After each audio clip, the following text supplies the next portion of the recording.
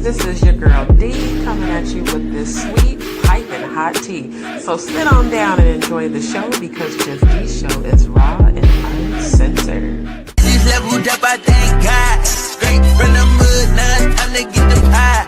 Right, here's some blood, you can see it in my eye.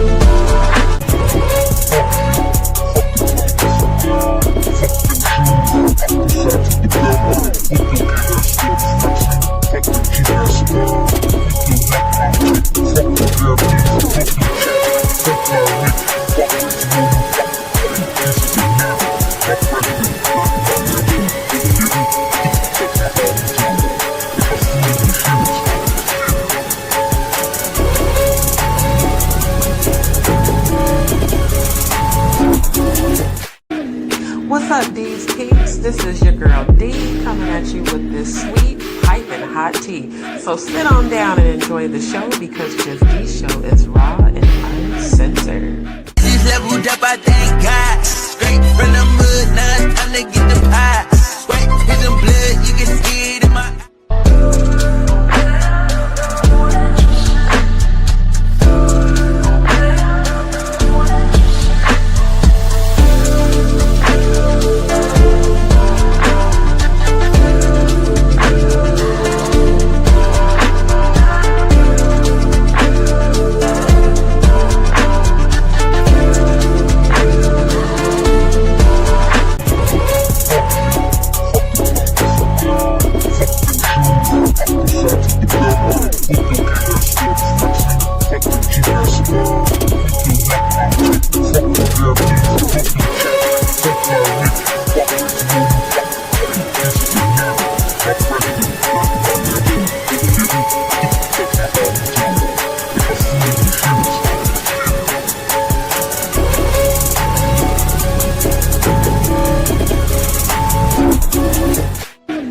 What's up, D's peeps? This is your girl D coming at you with this sweet, piping hot tea.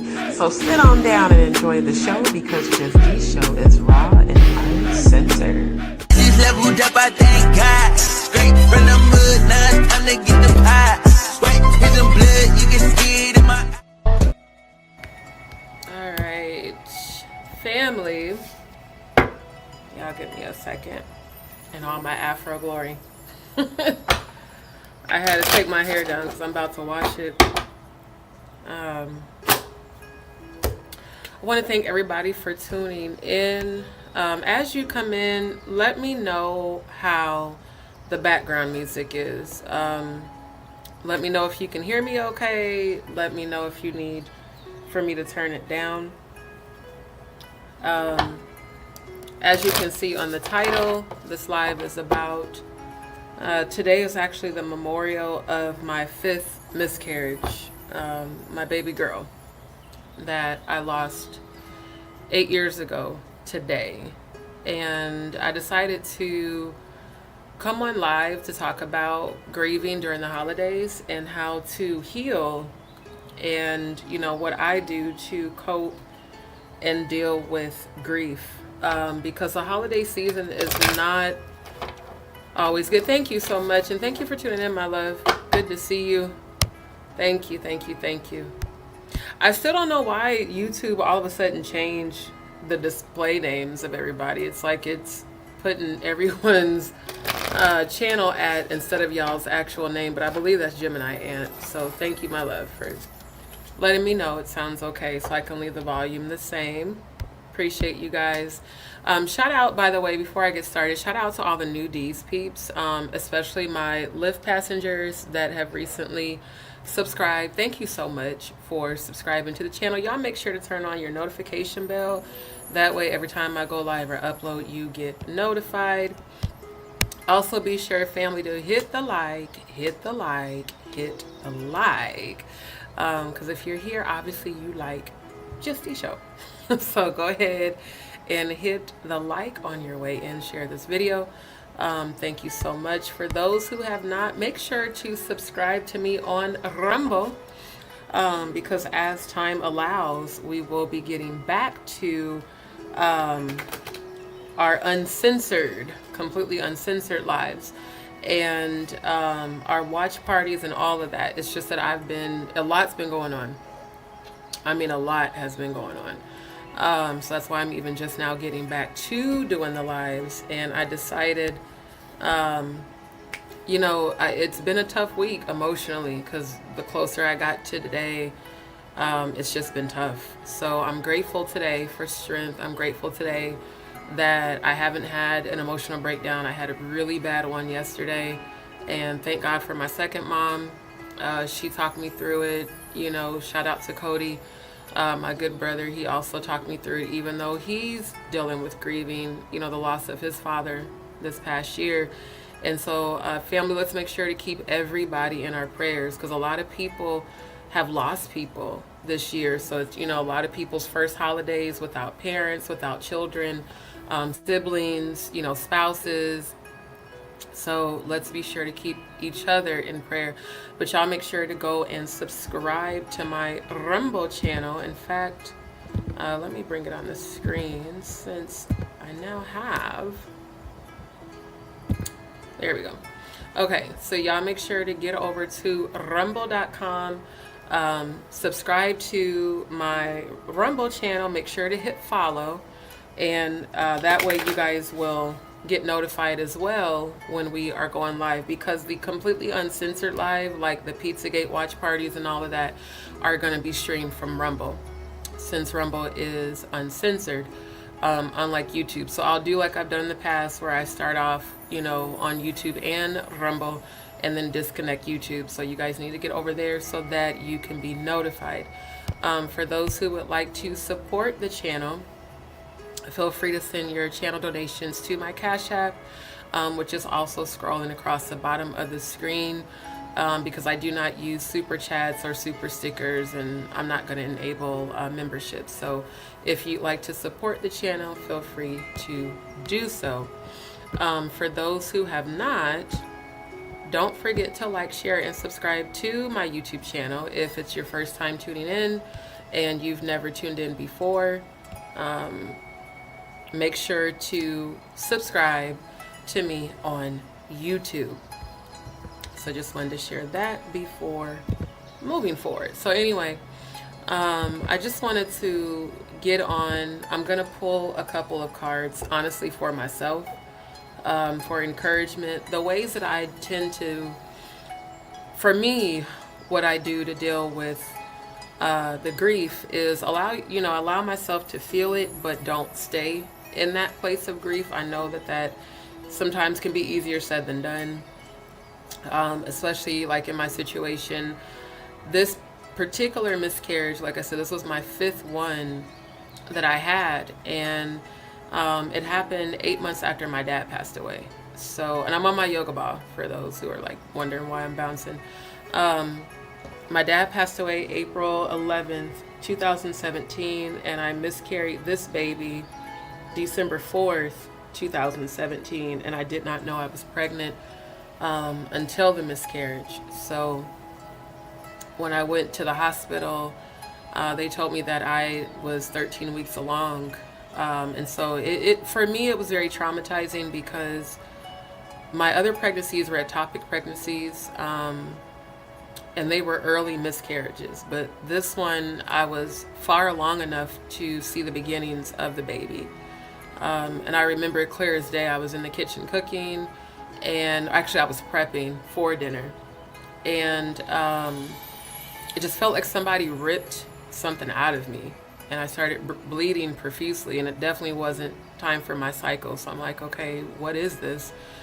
And it felt at the same time, it's like a ripping sensation, a punching sensation, and then next thing I know, this tiny little beginning of a baby came out of me, and I didn't know what to do. I'm sitting on the toilet bleeding, and then it just passed out of me. So I've been having like flashbacks of that, flashbacks of the actual miscarriage. and then the grief that follows that, when you realize like, oh my God, I was pregnant and now I'm losing, this baby as I'm finding out that I'm pregnant at the same time. So I've dealt with this in therapy. I've dealt with this, with life coach. I've dealt with this in support groups. I recently joined some new support groups because this week has just been very, very difficult. And then there's been a lot of changes in my life as well. Like the live I shared with you guys, the father of that child is my ex that came for my birthday last month. And it's unfortunate that whether we're together or not, which we definitely aren't, because I'm very single, it's unfortunate that I can't look to him for emotional support, because it's like it's our child, And I think it's maybe with men, they kind of disassociate from, they don't understand, rather, the emotional impact on the mother that actually goes through the miscarriage. It's like we don't have to be together for you to be supportive, that this is still very traumatizing and still very painful. And especially it happening, like I said, 8 months after my dad died, and then during the holiday season. And there was just a lot of losses. My aunt just passed away in October. My aunt that was married to my Uncle James that helped to raise me. My Uncle James passed away November 16th during the pandemic, 2020. And my Aunt Luella, she passed away in August. My grandpa Rodriguez passed away November 24th. My grandmother passed away December 6th. So her memorial is 2 days after this memorial. So the holidays for me just is not a good time. I don't celebrate Christmas anyway, because y'all know that I don't believe in the holiday. I've researched it. I've shown you guys that. But I still feel that the holiday time is, a time to be with family. And when you are alone during the holidays, it can be really difficult because, you're seeing everybody else with their families. And every time I see a baby, I just break down. It just reminds me of the one thing that I haven't been able to have yet. Now, the blessing in all of this is that I do keep seeing premonitions of me with my future daughter, once I'm married and with the person that, I'm meant to be with. And that gave me a lot of hope. In fact, that's what my second mom reminded me of. She said, remember, you told me you keep seeing yourself with your daughter first and then your son, and you keep seeing yourself married. She's like, so focus on that. When grief hurts, focus on the things that you are seeing, that, the angels and ancestors are showing you. And again, shout out to her. I really thank God for her, because yesterday, the day before, it's like I kept dreaming of our daughter. Just like, that's how I knew. Like, I took a pregnancy test. The pregnancy test was a dud. It didn't yield any result. It didn't say positive or negative. And after that, I just was like, you know what? I didn't want to mentally deal with it. And then I had the miscarriage, So it's like dealing with grief during the holidays can be really difficult. I know that the holiday season tends to be, a time when suicide rates are higher. And I thank God for strength. I really, truly do. I thank God that I've been able to fight through and overcome those feelings of depression and grief and all of that. I did reach out to the father of my child, my ex, yesterday, because I was hurting so bad and I just wanted that comfort. And it was just very awkward, the conversation. I guess in his own way, him giving me a scripture, and he's like, well, the Bible says we have our time to grieve and then we move on. Well, it's not that easy when you're the mother, It's not that easy to just move on and, for it to just not hurt. Because if that was the case, then there would be no grief. It takes time. And that's what I kept asking God, is like, when does this stop hurting? Because I love children I've helped raise all of my older siblings' kids, my older brother, my older sister. I remember being there, when my sister was pregnant, being there when she had the babies, staying at the hospital with her, going home with her, all of that. And it was like all I ever wanted was to have that of my own, my own children. And so the blessing with all of this, my Aunt Mary that just passed, she's my example of strength. My aunt lost 5 children before she had my 2 cousins, and she lived to see her great-grandchildren when the doctors told her she would never have kids. And they even told her to stop trying after she lost 5. They were like, your body, your mind can't take this. And she kept saying, nope. She said, God showed me a son, so we're going to keep trying until I have my son. And then she had my oldest cousin, her daughter, first, and then she had her son, which is ironic. That's what I keep seeing, is that my future daughter will be born first, and then my son will be born. And I've lost 5. So it's like I thank God for her. As much as I do miss her, I truly thank God for her example of strength and faith, that whenever the whole world told her to stop, she didn't. She believed that God would give her the son that she was shown. So, I love my Auntie Mary. I truly miss her, and my Uncle James, but I thank God for their example, because of their marriage is the reason that I'm content being happily single until it is divine timing for God to align me with my future husband. And this is somebody that I already know and have met and have spent time with. But again, I'm happily single. I'm just mentally not in a place where I even want to deal with a relationship, especially given what I did just go through, with my ex coming back around and the whole, marriage discussion and that whole experience. It's like, no, I really know my worth now. And I know that my daughter that did not survive deserved better. She deserved better.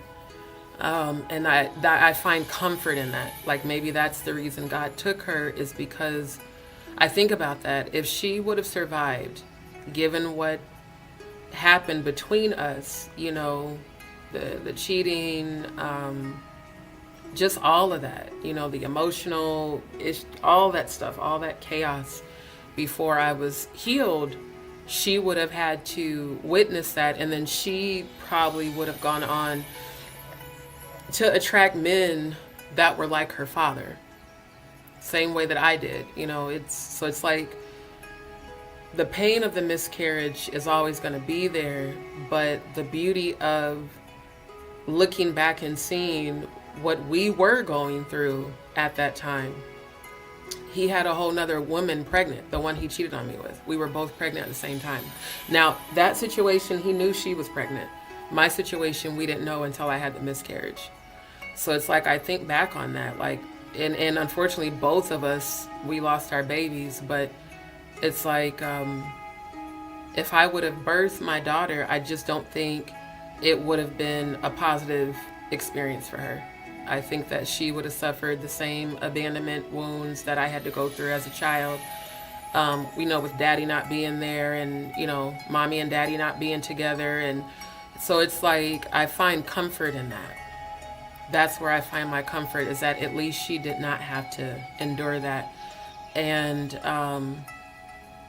the unhealed parts of me, she did not have to endure, not just, her father, and just where I was in life. Spiritually, I was nowhere near where I am now. And that was one of the main reasons that my ex was trying to get me to marry him, because he's like telling me, he sees such a difference in me, and he's like, you always were wife material, but now you definitely are. And it's just like, in retrospect, while I appreciated that, observation from him, I deserve the love that I give. My daughter deserved more, especially from him.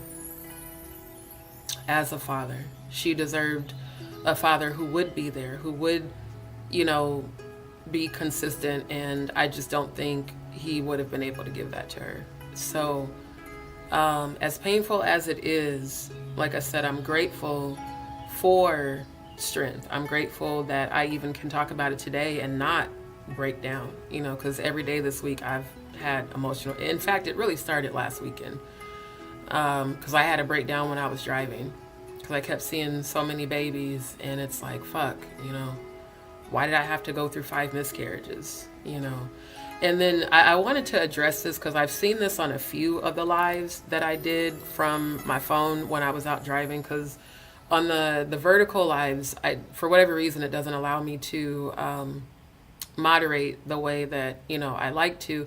But there were people that were making derogatory comments about trans, and I guess calling me trans as an insult. And I need to be very clear on this. This channel is a safe place for all members of the LGBTQ community. I do not tolerate that on my channel. I don't care if you're a troll from Jaguar's channel. I don't care if you're a troll from Danny Robertson's channel. I don't care if you're a troll from P.U.S.H.ing Payne's channel. I don't care about any of that. That's why you guys don't see me giving my energy to any of that. But do not think you're going to come to this channel and make derogatory comments about transgender people when my moderator is transgender and one of my closest people who is like a brother to me. He was born intersex, and transgender women cannot get pregnant. They cannot give birth. All that stupid shit that these dumbass trolls have been saying. First of all, you show how ignorant you are by saying that, and it does not affect me, because there's no way I would be having miscarriages if I was born a man. Not to mention, when P.U.S.H.ing Payne did that live, committing identity theft, literally putting all of my documents out there, I guess calling himself trying to come for me, which unfortunately got him in serious trouble, where he almost lost his channel. It's like, people say things when they're fucked up. People say things when they think it's gonna offend you. It doesn't offend me. If I was transgender, I would proudly tell y'all I'm a transgender female, but I'm not. So, I had to deal with that. Then Jaguar, when she made fun of my miscarriages, even though she's had a miscarriage. People really don't understand how painful and traumatizing it is for a woman to go through that. And I've been through this 5 times. And that last one is the one that I'm honoring today. Every time I had a miscarriage, I held my babies in the 5D. In 3 of my 5 miscarriages, I knew I was pregnant. Only 2 of those miscarriages did I not know that I was pregnant. So, my dad had passed. I was still grieving him. And then out of nowhere, a baby came out of me that I didn't even know I was carrying. So, like I said, it doesn't affect me when the trolls say that shit, but I don't like that y'all even felt comfortable to come to my channel and say that when this is an LGBTQ supportive community. And like I said, our number 1 moderator, which just stepped in the building, good to see you, family. Cody is trans. I kicked, what was her name? Temper off my channel when she first was making derogatory comments to him about keep your trans shit to yourself. We don't do that here. So to all the dumbass trolls, when you bring your stupid ass to my channel in the chat saying that, I'm reporting your comment, I'm reporting your channel, and I'm blocking you. That way nobody ever sees your comments ever again. So you can come and make comments, but no one's going to see it. And I don't tolerate that here. Thank you, family. Appreciate it. My hair is actually really filthy. That's why I took it down, because I'm getting ready to wash it. But thank you. So y'all will probably see me with the scarf again, because, I got to let it moisturize for a few days. It's grown exponentially. I do just want to say that. My afro has been afroing. But yeah, we don't do, making fun of trans here. So they're like, oh, she's a beautiful trans woman. No, I'm not. I've suffered 5 miscarriages. And today is in honor of my 5th, my baby girl. When I held her in the 5D, she looked just like her father and my dad. Like she favored me, but she had like her dad's whole face. His eyes, nose, cheeks, and then she had my dad's lips, and and that was about it. And I felt her energy. I felt her energy when I dreamt of her this morning. I felt her energy when I dreamt of her yesterday morning. And like I said, yesterday was just a super emotional day because I just kept questioning God, like, why? Why even allow these pregnancies? And then every pregnancy, I miscarried. Like I said, not once, 5 times. 5. And I don't know too many women who could mentally survive that. So, like I said, when Jaguar did all that in February and was making fun of my miscarriages, I'm just like, you have to really truly be inhumane to target a woman who has had more miscarriages than you and use that for content. Y'all saw how long it took me to even speak on Sam, because I just really don't believe in doing that. But when I saw the video of Sam exposing her, of course I'm gonna cover that. But I would never target a woman's miscarriages and make fun of that to use that for content for YouTube. So, with all of that, it's like so many things that have happened this year. I've endured a lot. I've endured a lot of betrayal. I've endured a lot of lies, people slandering, defaming me, and every last one of these people some of them have already been served, and some of them are going to continue to be served, because a miscarriage, no matter how far along you were, is traumatizing. Especially the ones where I knew I was pregnant. Like my 3rd miscarriage happened on Mother's Day, and that was with the father that's from here, that's from Texas. And my ex from Atlanta is the father of this baby. And he was the only father that like looked out for me after I lost the baby, even though I broke up with him. So when he came back around, in October after my aunt died, it was just nice to have support. It was never in my mind for us to get back together because, like I said, I'm interested in somebody else who's right here in Houston. They don't know it. I haven't told them yet, but it's like, in my mind, you're the father of our child. You could set aside your ego to just be supportive. But because I don't want to marry you and I don't want to be with you, it's, the shutout game. Like, oh, you don't want to be with me, you will deal with it on your own type of energy. And so, like I said, all of that was making this harder, because it's like, what I go through. You know what I go through emotionally, what I go through physically with me needing this colorectal surgery. And that has been, the source of a lot of, my life turning how it did, to where I have to rebuild, I have to start over. And it's not easy going through all this. It's not. I'm always on here encouraging everybody, uplifting everybody, but I wanted to just speak from my heart tonight. Life's been lifing. It's been difficult. There's been a lot of blessings, but there's been a lot of tests and trials. And the biggest one was, I was asking God, why did you bring him back into my life? Because he hasn't changed. But there's a certain amount of love you have for a person when you have gone through a miscarriage with them. It's like, okay, this is the father of my child.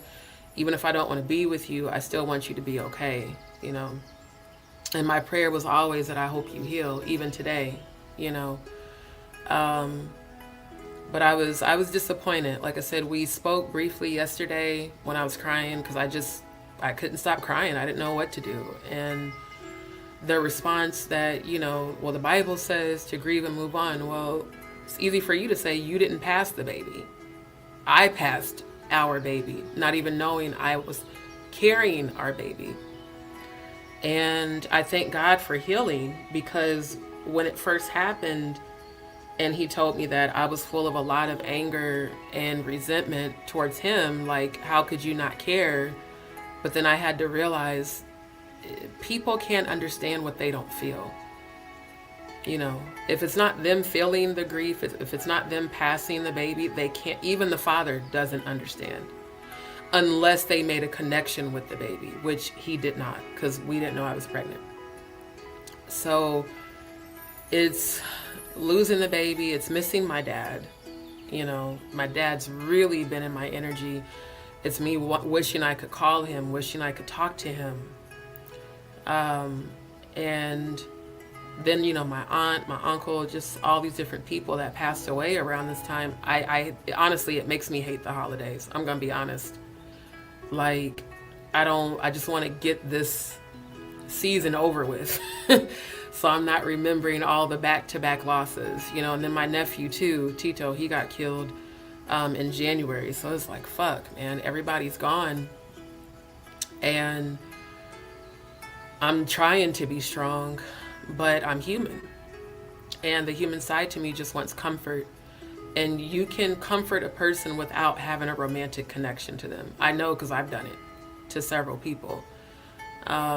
So I know there's other women out there who have suffered miscarriages. There are women out there like my second mom who have lost living children. She lost my best friend, Elissa, my real soul sister, who I've known since I was 5. I miss her deeply. I miss talking to her. And that's why I called my second mom when I was breaking down. And she said, look, she said, for the first 8 of the 11 years that she's been gone, I couldn't pull myself out of grief. She's like, I just stayed there. She said, my advice to you is don't stay there. Feel it, but don't stay there. Find a way to pull yourself out of it. So the way I pull myself out of it is focusing my energy on helping other people heal. That's why I love my consultations, because it's empowering for me to help other people heal. It's empowering for me to see people healing, to feel their healing. And you know, right now I'm not able to drive. My condition that I'm speaking healing over, that I need surgery for, impacted that. It impacted my ability to, you know, drive as much as I wanted to. The days that I could, I was driving 16 hours, you know, taking a break in between, driving for 8 hours. And I was pushing my body way too hard, to the point where my body shut completely down on me. Like, I couldn't move, I couldn't walk, I couldn't do anything. And you know, my good brother Cody was like, sis, I know you gotta take care of yourself, but you gotta remember that you have a lot going on. And when I first started feeling like agitated last weekend, I'm like, okay, it's not time for my cycle to start. Why am I so emotional? And then I looked at the calendar and I was like, oh, it's the baby's memorial.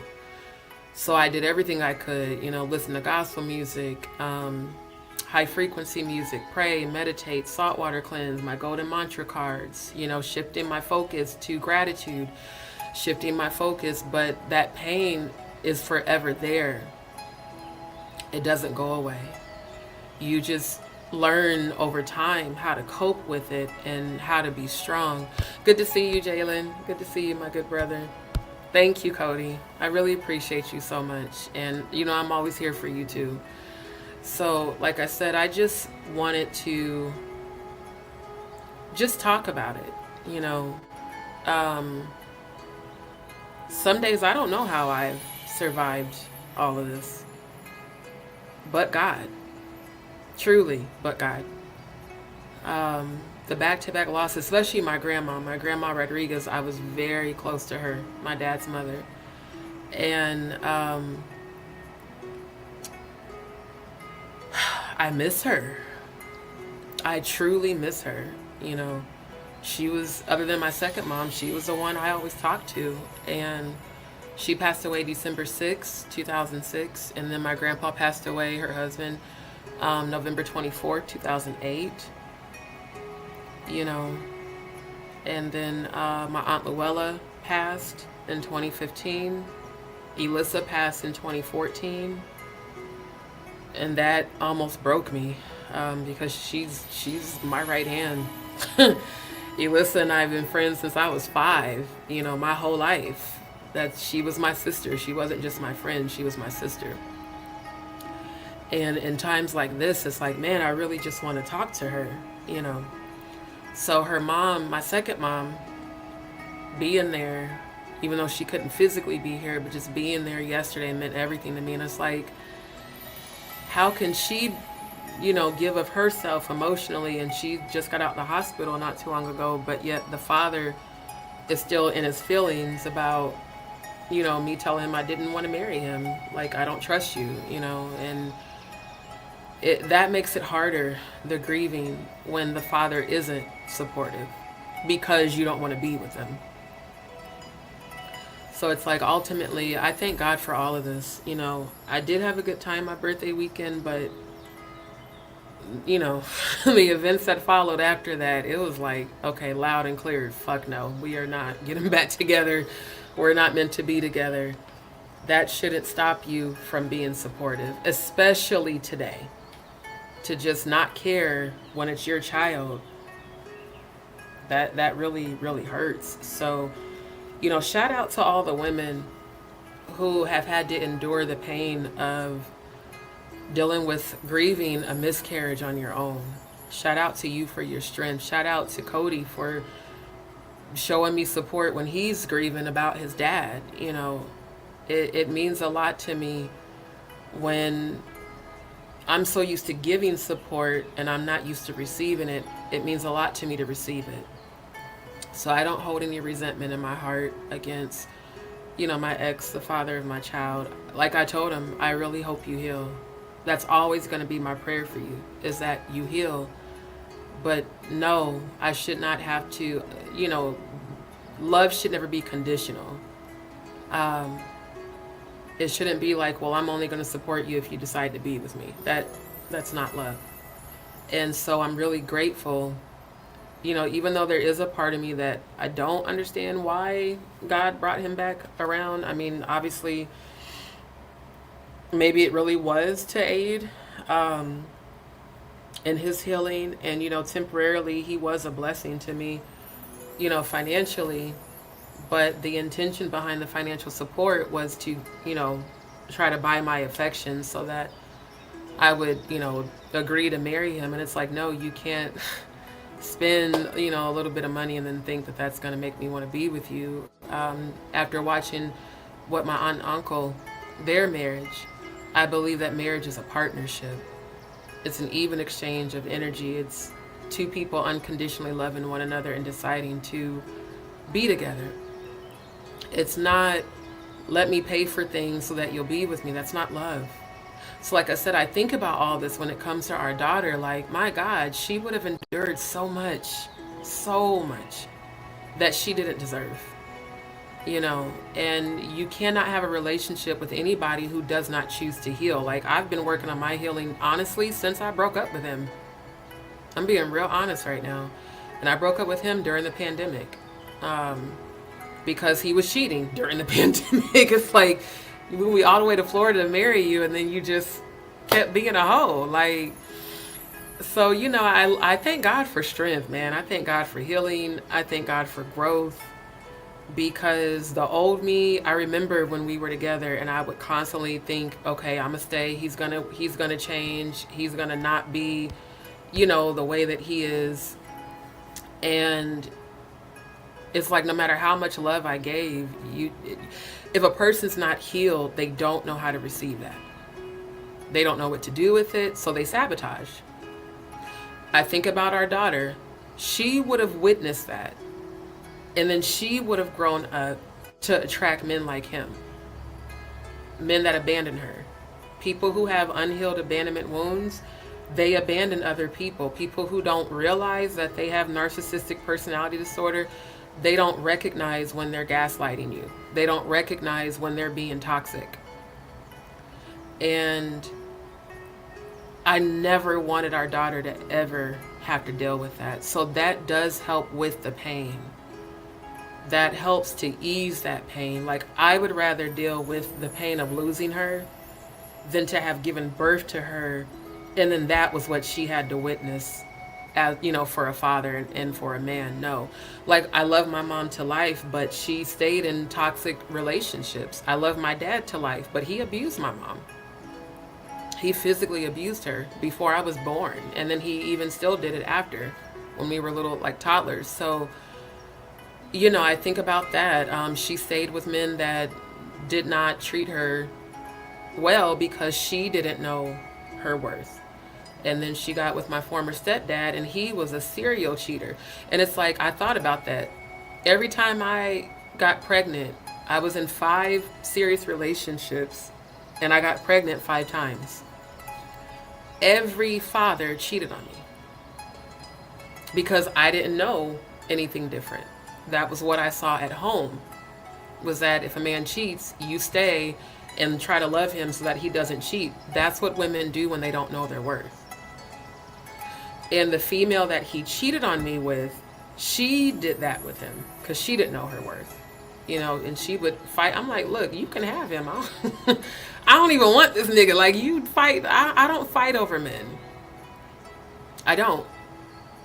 If you are not healed enough to see my worth, trust me, somebody else will. So, I thank God for that. I thank God for that type of healing, that I chose me. I chose me. I chose to continue to heal. And I now know that the person I'm meant to be with, God will align us in divine timing. But right now is just a time for healing. But this last miscarriage was the worst. I mean, I had tissue. I was still passing almost a month later because I was in shock when it happened. The baby, I sat on the toilet, I was bleeding, and then the baby passed out of me, and I caught it in my hand, and I was just in shock. Like, what the hell just happened? Like, any woman who's gone through a miscarriage, you know that feeling, that shock. It's like, oh, I was pregnant. Oh, but now the baby's dead. And unfortunately, y'all, please keep my nephew in your prayers. He lost his babies. So, I was looking forward to that. Being a great aunt, they lost their babies, all 3 of them. And, I've been praying for him. I know he's heartbroken because their babies were full term and passed. And this is a generational curse that runs in our family. It's a generational curse that I have every intention to break. My next 2 pregnancies, my children will be born healthy. There will be no more miscarriages, just like my aunt. But in order for that to happen, I have to continue to work on my own healing. And so that's what I've been focused on. Thank you so much, Cody. I really do appreciate that, family. April, good to see you, my love. Thank you so much for tuning in. Cody said, absolutely, fam. You deserve as much to be poured into you as you pour into others. You will hold your babies in the near future, and you're going to be one hell of a mom. Thank you. Thank you. I needed that. Thank you. Good to see you, Neptune. Good to see you. He said, and he definitely tried gaslighting you many times. You know your worth, fam. Never settle for mediocre. You deserve a knight in shining armor. Thank you. Thank you. And then I do.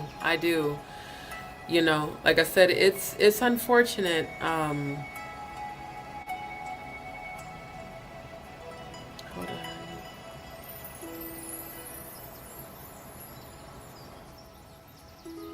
Okay, sorry. I seen a text message from my baby brother. Absolutely. And that's the thing that I love. I question God, like, what was the purpose of our entire relationship? What was it? And what the ancestors told me, they said, we needed you to heal. Me going to therapy, me working with a life coach, me seeking my own healing outside of that. None of that would have happened if my ex had not have done what he did when we were in Florida. Because I had found out he was cheating when we first got together. It was long distance. I had found out from people sending me messages, pictures and videos of him with this woman. Like, isn't this your dude? Like, he's out in these streets with this other chick. And she also is older than me. Shouldn't even say chick. I should say mature woman. And it was like a constant, the lying, the gaslighting. No, I'm not with her. That's my ex. We're done. And come to find out they were still living together. And he was lying about it. So I remember breaking up with him then. And then it was like, 2 months later, I had the miscarriage.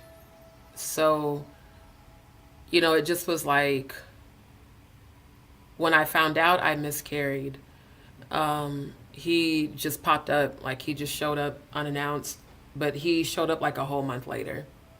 And I was still passing the tissue. And the doctor was like, there's not enough tissue left to do a DNC. Pretty much they, did the whole, God, this is so hard to talk about. They did the whole,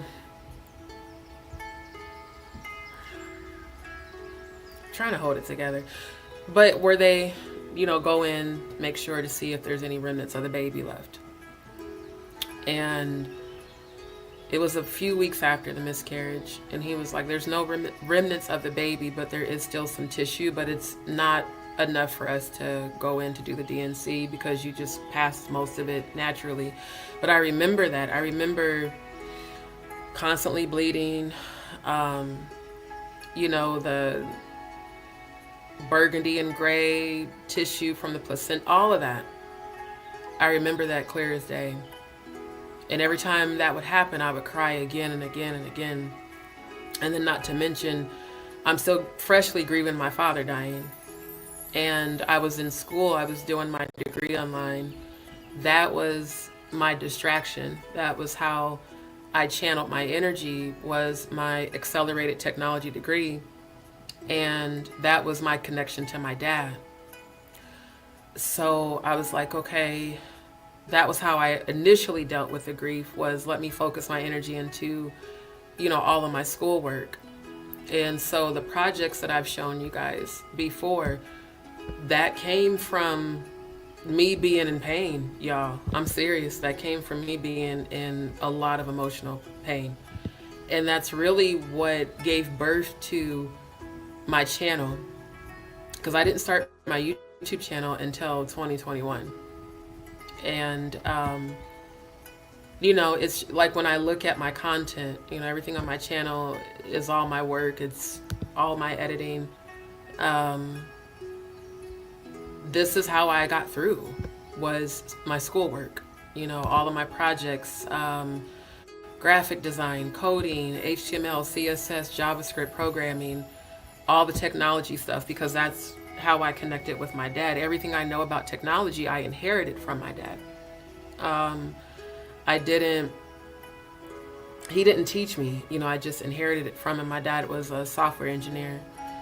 And so it's like, okay, I'm gonna channel all my energy into that.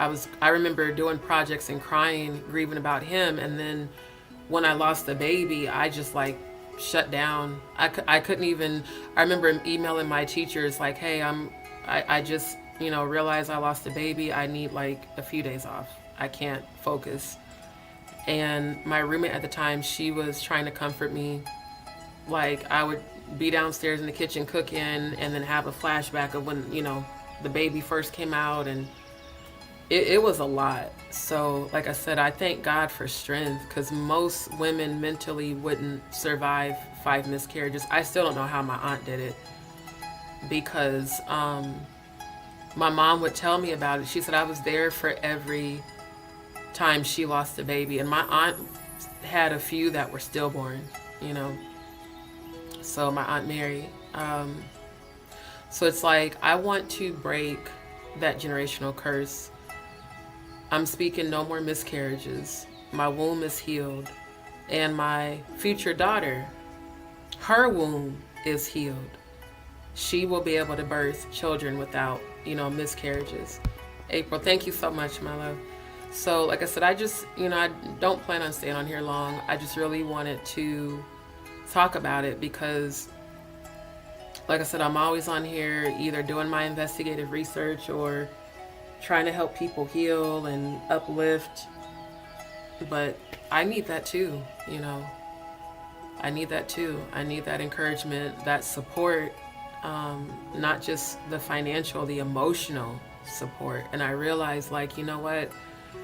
It's time for me to attract my local soul tribe. Instead of me trying to carry all of this on my shoulders by myself, let me find some support, because whether her father chooses to be supportive or not, I can find support on my own. Quite honestly, I've had to deal with this on my own. Even like I thought when I talked to my second mom today, even when we were together, I had to deal with, because he just disassociates. Like, oh, it's, and then when he did come and we spent time, he said, well, it's not that I didn't care. He was like, just my way of dealing with grief is to not deal with it, but that's not good, because then you're suppressing all of that, and it comes out of you in very fucked up ways. That's why I talk about it, and I've dealt with it in therapy. I remember when I first miscarried, the guilt that I felt, because I was drinking heavily, because my dad had died. Like I told you, I had become an alcoholic when Elissa died, and it got worse when my dad died. So if I would have known I was pregnant, I would have never been drinking. So I carried that guilt for like years. And my therapist was like, you have to release that. You didn't know you were pregnant.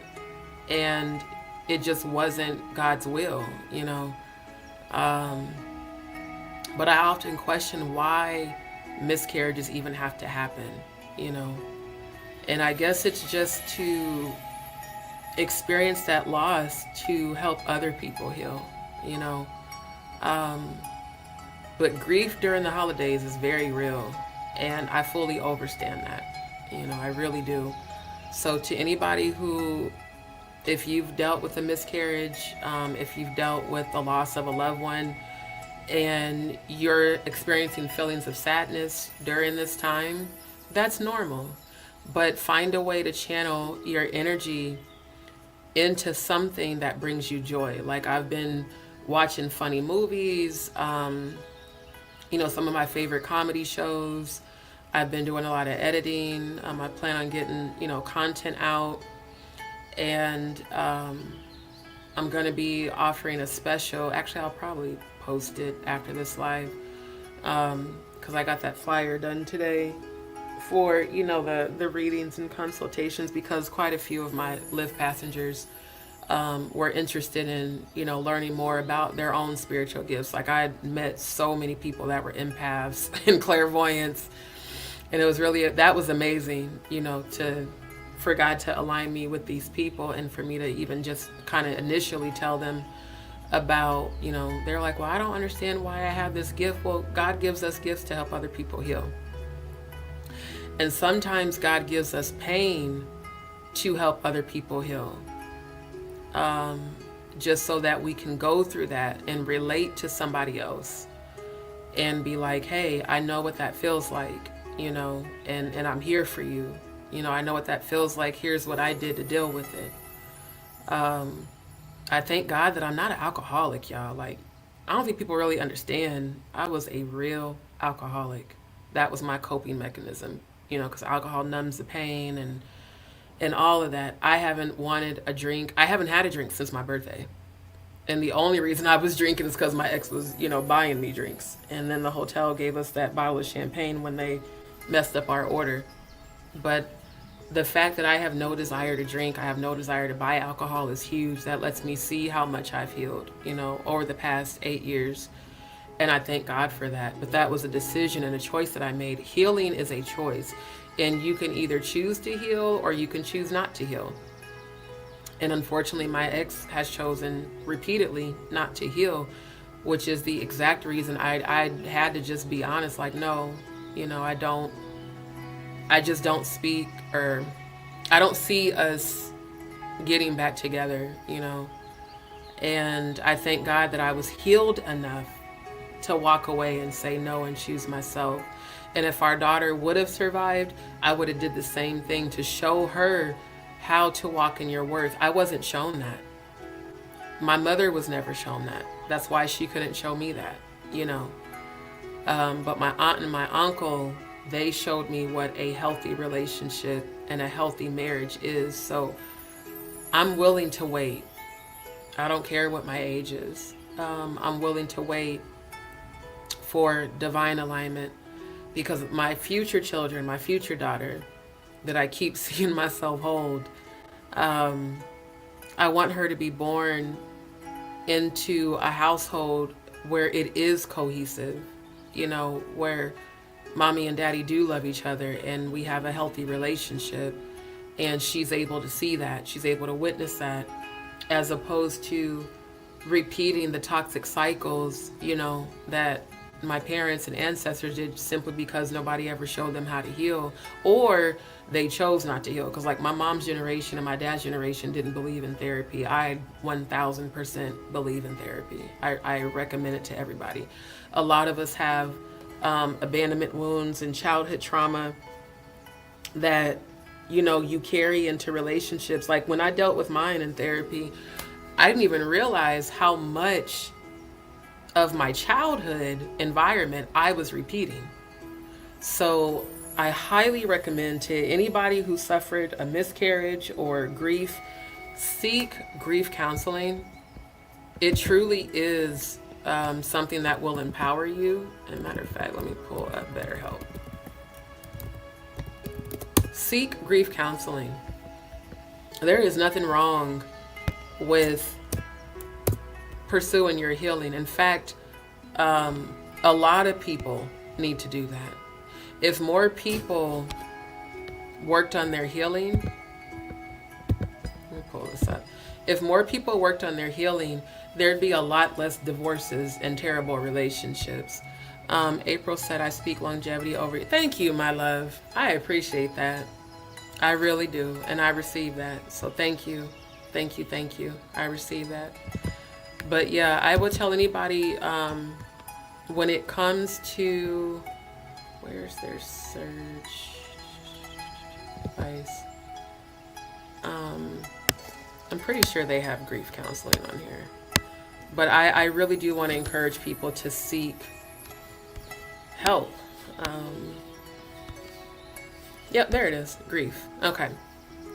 So I'm going to put this in the chat. I know before, I've used BetterHelp for the trolls, but I'm so serious. Like, BetterHelp is a great start for anyone who is seeking healing. And I highly encourage you to get with a grief counselor. That is what helped me to identify that drinking was my coping mechanism for grieving. And alcohol abuse is never good. It's not good for you physically. It's not good for you mentally. It's definitely not good for you spiritually, because it brings on all those demons and low vibrational energies. Like the times that Jaguar was going in, not only on me, but other people, she was always drinking. And watching her go through that, I was like, damn, I remember when that was me. I remember when all I did was drink to deal with pain. And that's horrible. And that's a lot of people's go-to, either alcohol or drugs or sex with a bunch of random people. I remember when that was my coping mechanism when I wasn't healed. That's why I take my celibacy so serious now, because it's very sacred. Sex is a sacred exchange of energy. So, sacred energy exchange. It's not just something to do.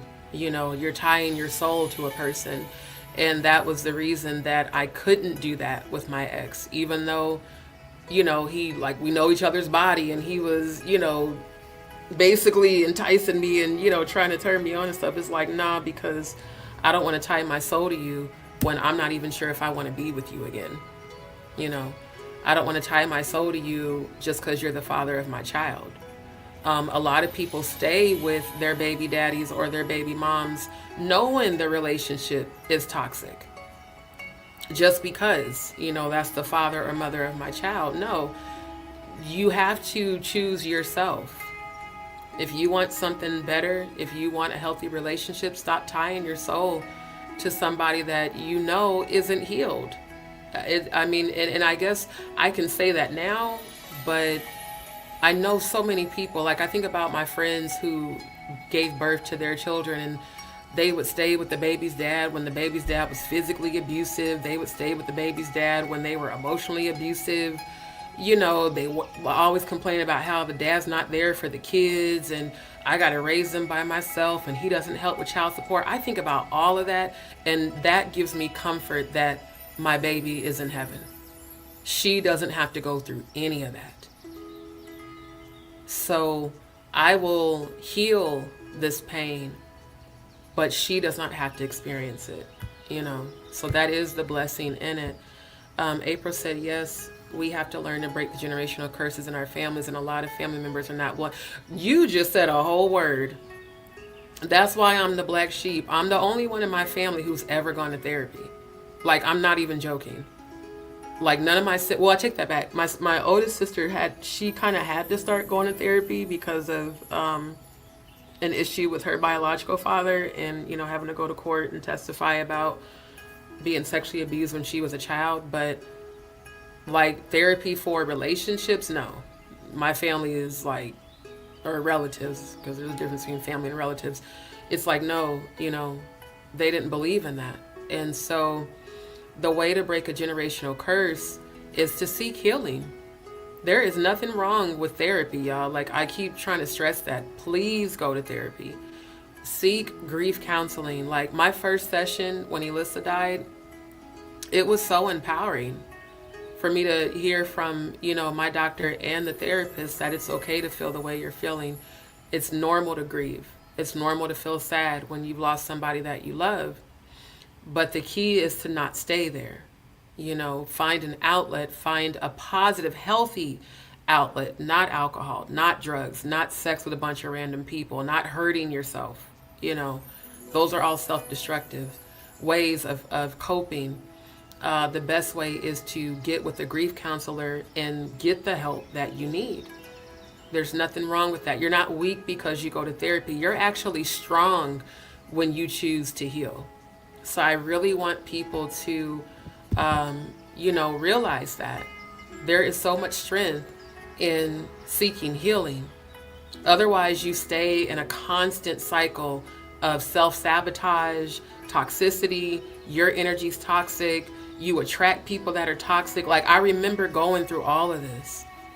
And so, like I said, while there is always going to be a part of me that is sad about the miscarriage, ultimately, I'm so grateful that my baby girl, she doesn't have to suffer, you know. She doesn't have to suffer with her dad abandoning her the way he has abandoned me multiple times. She doesn't have to suffer with, where's daddy? How come daddy's not here? You know, she doesn't have to suffer with feeling like she's worthless, because like, those are all feelings that come from abandonment. You know, low self-worth, worthlessness, feeling like, you know, you're not worthy of healthy love. All of that comes from the missing parental love, the missing parental protection. Even one of my clients, we've been dealing with that with his abandonment wounds, and I'm so proud of him for the work that he's doing. And I was able to channel his mom, and she's living. I channeled her, and you know, I was like, I see certain things that happened to her in her childhood that led to her not being able to be there for you. So this is something that happens in a lot of families, simply because nobody showed them how to heal, you know. Or people might have tried to help them heal, but the pride, the ego is like, no, I'm fine, I don't need help. But it's those people that need help the most, you know. And so once I identified that with the father of my child, I was able to easily release him. And it's not in bitterness, it's not in resentment, it's just to protect my peace, you know. I don't want anyone in my life who does not see their own worth, because when people don't see their own worth, they project that onto you. Seriously, they project that onto you. She said, and thank you for that, Speak the Truth. I am one of the ones who was the black sheep of the family. Exactly. And just like I told, you know, my passengers, when we identified that, I said, well, the black sheep becomes the shepherd, you know, the one that is treated differently or treated like an outcast tends to be the one that helps people heal, because we know what it's like to not have that support. So I thank God that my babies that I lost did not have to inherit my unhealed energy, nor their fathers, you know. And I thank God for strength to get through this. I thank God for strength to not go back to toxic ties, toxic relationships, toxic ways of thinking, toxic vices like, alcohol. And I remember I went through a period of unhealed energy where I just wanted the instant gratification of sex. I didn't want intimacy. I didn't even want don't cuddle with. I didn't want any of that. I just wanted, let me just, get my gratification and leave, because I was so unhealed. And now I look at sex as something very sacred and something that I'm not going to just do casually, because I'm not going to have a soul tie, and temporary affection. That took a lot of inner work, a lot of shadow work, a lot of healing to get to that place. So I'm grateful to God for that. I'm thankful to my angels and ancestors and spirit guides for being with me, giving me strength and guidance during this time. And I'm grateful for the healing that I chose to do when I could have chose to, continue to be in toxic ways. So I love this. It says the impact of unresolved grief after the loss of a loved one, grief journals, ways to deal with grieving emotions, grief affirmations, positive affirmations to promote healing and mental health. All of this will help anyone who is dealing with grief, especially during the holidays, because I want people who are feeling depressed and suicidal to come to this channel and get healed. I want you to come to this channel and know that your life is worth something, that just because life has been painful doesn't mean that God's not there. It doesn't mean that God's given up on you. It just means that you are one of the strong soldiers that the Most High knows can get through this and help somebody else. So, and I love how they worded this. Many people associate grief with being just an emotional reaction to loss, but grief can also impact you socially, physically, culturally, as well as the way that you behave. And there were times, I love this one, losing your mom, I miss my dad, all of this. This website really is a great starting point for those who may not know where to start. Okay, how do I start the process to heal grief? How do I do that? Start with BetterHelp and then find a really good grief counselor. I believe it's power in prayer. Oh, it absolutely is. There's no way I would have gotten through any of this without prayer. Like, I had to pray through yesterday because all I was doing was crying all day, between everything that happened on Monday and then, my body responding to me pushing it way too hard, when I was out there driving. And then the flashbacks of the actual miscarriage. I know all of that, it stems from grief and CPTSD that a lot of women do go through after they lose a child. A lot of us go through that complex PTSD, the flashbacks, the feeling of the grief over and over. You have to find ways to have a healthy outlet, and prayer is always my number one. Praying, doing my saltwater cleanses, meditation, the high frequency music, even like this particular background music. When I was crying yesterday, I put it on. I plugged my HDMI cable up to my laptop and put it on the TV and just let it soothe my soul, and then that helped to pull me out of that state of grief and crying. And then I just really thought about, how would I feel if our daughter would have survived? I would still be grieving because she wouldn't have had the support she deserved from her father. And I would much rather wait for divine timing to align me with the husband I'm supposed to be with, because I do believe he will already be working on his healing just like I am. So now we have a better chance of creating the next generation, but from both parents being healed and both parents working on their healing. So absolutely, prayer definitely gets you through. I was abandoned from the womb. Speaking healing to you, April. Speaking healing to you. See, like I said, abandonment, let me pull that up. Abandonment is something that a lot of people deal with and don't realize that that's what they're dealing with until you start to actually deal with it in therapy. Okay, I'm gonna pull it up on a different. I know I'm actually surprised that's not on here, but I'm gonna pull it up because, like I said, I dealt with this in a recent consultation. And for those, like I said, for those that asked, especially the Lyft passengers, there was quite a few I met.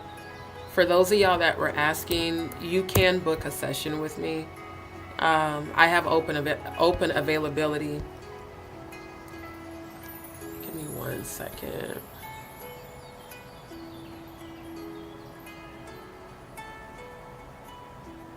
Here we go. Okay, let me switch the tab to here. So abandonment can cause difficulty communicating, seeking reassurance constantly, and unhealthy relationship habits can all be signs of abandonment issues.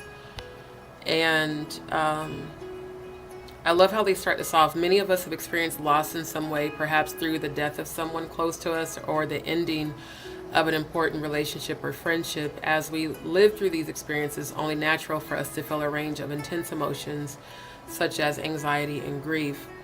For some, these difficult emotions can stick around and lead to extreme anxiety and fear of abandonment. Fear of abandonment is what caused my ex to do what he did, the trying to pressure me into committing to marriage just because, you know, you're back around and being supportive. Then the narcissistic, love bombing, gaslighting, devalue, discard. I learned about all this in therapy, all the signs of narcissism.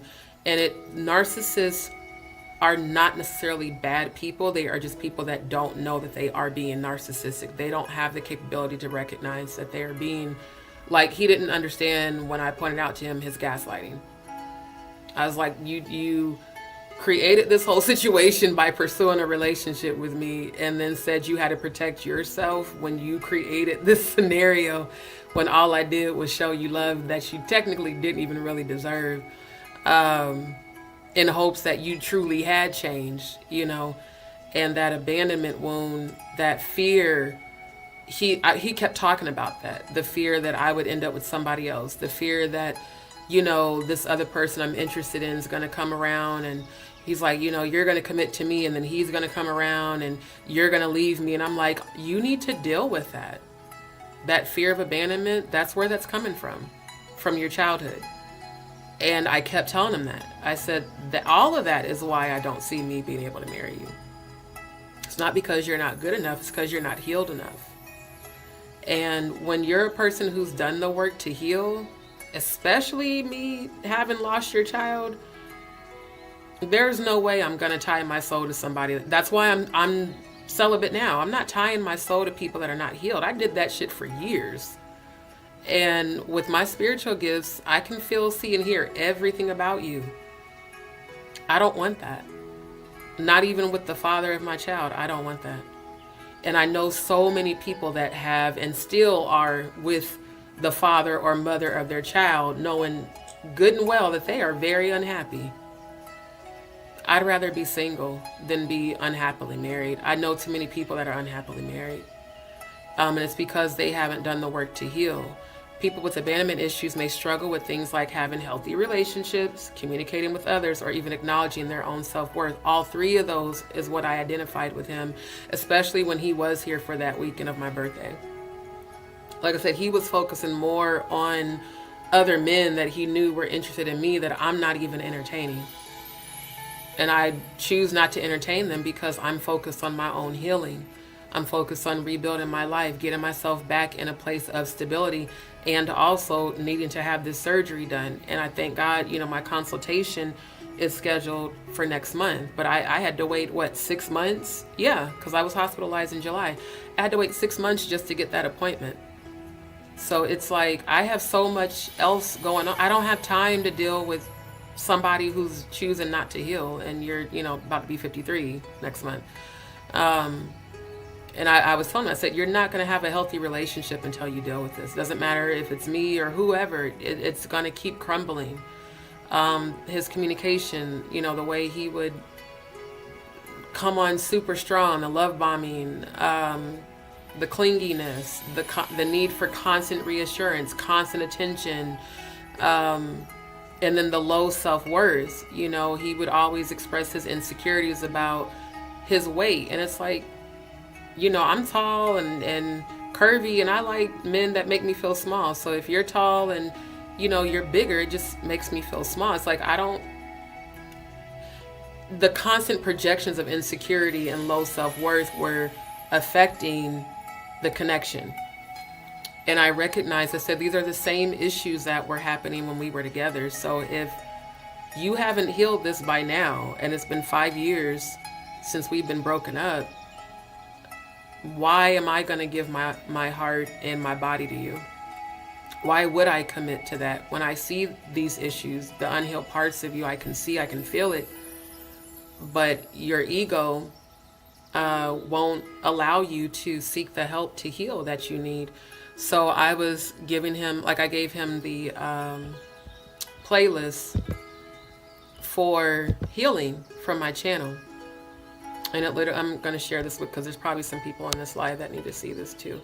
Let me find it. It says for my healing. Where is it?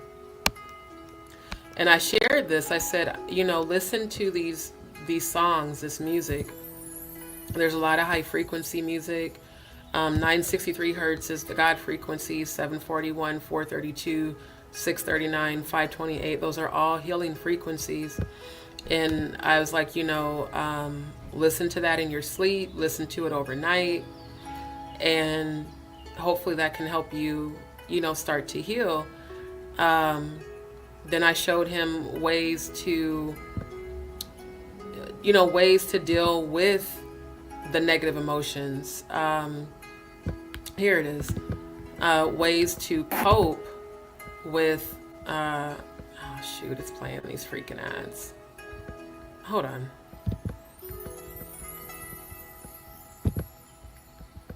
Okay, pause. Like, pause. Like, even, hold on. Come on, go back. Come on. Thank you. Like this playlist for my healing. These are all healing frequency music. I discovered this because I was seeking healing. Every one of these channels, I literally typed into YouTube years ago, how to raise my vibration.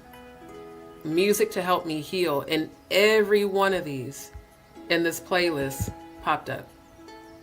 Raise your vibration, complete regeneration, let go and let the universe, release anxiety. Because I know he has PTSD because he's a veteran. It's like I tried everything I could to show him healing. But you can't force a person to heal. They have to choose it. And all of this, when I was questioning God yesterday and I prayed and I grounded and centered myself, and then I did my saltwater cleanse, all these answers came to me. We brought him back so that he could see how healed you were, so that you could help him heal, but also to show you that this person hasn't changed. And I already know my worth. I do. Even in my current situation, a lot of people have judged me, given up on me, left, projected doubt. But one thing I know is that I am already healed. Even with this colorectal condition that I need surgery for, I constantly speak healing over it. This is all just part of the journey. The test for my testimony, for me to be able to share with people what I had to go through and how did you, people ask me, how did you get this strong? I went through hell, pain, grief, loss, people literally abandoning me. And that's what led to me researching about abandonment, because I dealt with that in therapy. My therapist pointed out to me, empaths, we are sponges for energy. We always tend to attract narcissists because we're so empathetic, we're so loving, we pour into people, we want people to feel good. But the very first person you should pour into is you, self-love. knowing your worth, knowing what you should and shouldn't tolerate. These are things I wasn't shown, you know. These are things that my parents, they didn't have anyone to show them. So I sought help. I didn't want to keep grieving. I didn't want to keep crying. I didn't want to keep drinking and, you know, having toxic sexual relations. I didn't want that. I wanted to heal. When we went through what we went through, like I said, I lost a baby in 2017, broke up, we got back together. 2018, I left Houston, moved to Mobile, stayed there for 6 months while he got our condo in Florida. Moved to Florida. We were supposed to be getting married, met his whole family and all that, you know, spent time with them, holidays, everything. And his abandonment wounds just, you know, kept getting in the way. And then my low self-worth, I kept staying. I kept thinking I can just keep loving him and he'll change, you know, one day he'll see my worth. No, I had to see my worth. And when you finally see your worth, you don't tolerate that. You do walk away. And you choose you. So that's what I want to show my future children, my future daughter, my future son, how to love yourself so that they don't have to deal with abandonment. And if our daughter would have survived, she definitely would have had to deal with the abandonment, especially from her dad. And she deserved better than that. She even deserved the healed version of her mother, and I wasn't healed. I was not healed at all. That's why I was drinking. That's why I kept putting up, you know, with the cheating, kept, you know, dealing with the gaslighting, kept dealing with the lies, and he's telling me one thing, and then people are sending me videos, and didn't you say your man was at CDL school? Well, he's, you know, up at the house with her. And I'm in Florida, committed. With men and women, because y'all know I'm bisexual, men and women was trying to get at me locally and online because they knew I was in a relationship. Fully committed. I'm Scorpio. That's how we are. We're very loyal until you're not. And one thing I told myself is I'm not going to cheat back. I'm just going to leave you.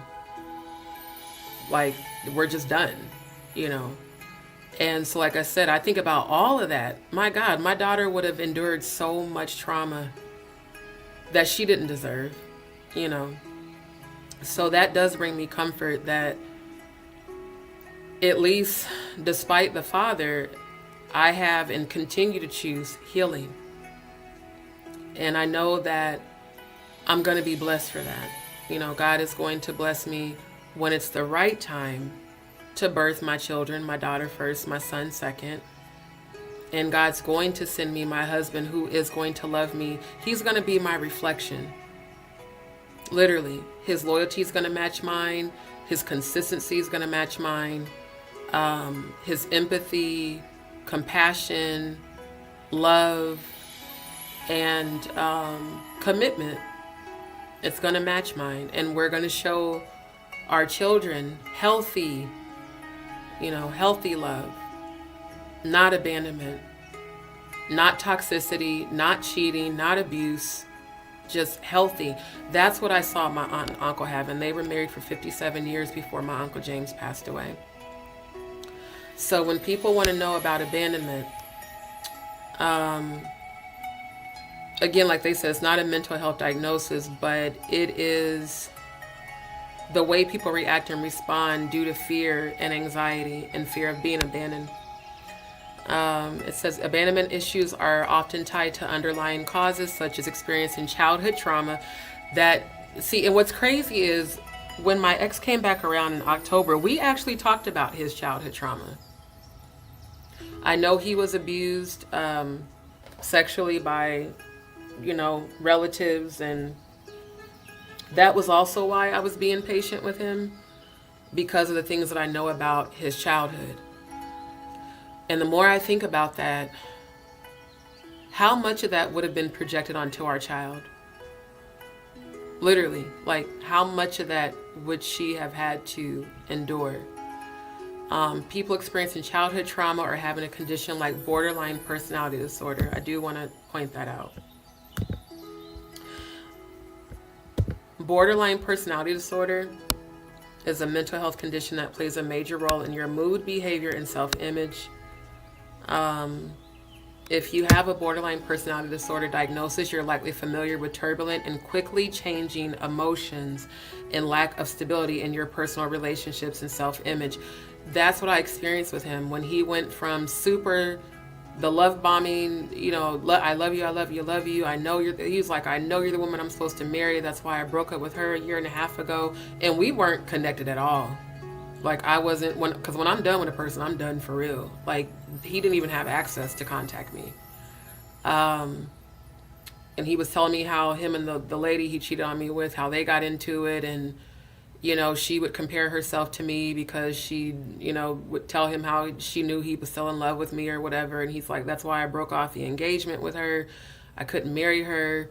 And, I realized deep down inside you were the woman I was supposed to have married because Scorpio, I stuck it out with him. When he lost his job, I didn't leave him. In fact, I prayed for him and with him. When he had to go work for his cousin who treated him like shit, I defended him. When his family talked shit about him, I defended him. Even though he had cheated, I still defended him and I held him down. I stuck it out with him. I didn't leave him. That's a real Scorpio. Like, we're very, very loyal. And I thought about that. Like, his emotions changed quickly when I held him accountable.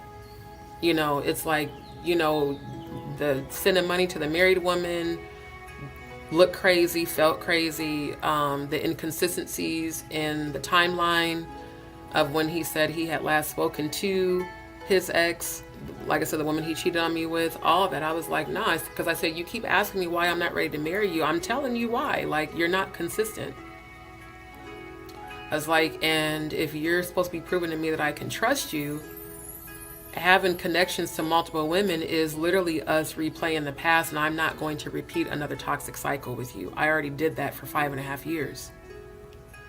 And the relationship with him was the longest one I had been in. That's the only reason I considered giving him another chance, because I had a premonition of him coming to visit me and we hugged and those feelings of love were still there. And I was like, okay, maybe God is showing me that I need to give him another chance to see.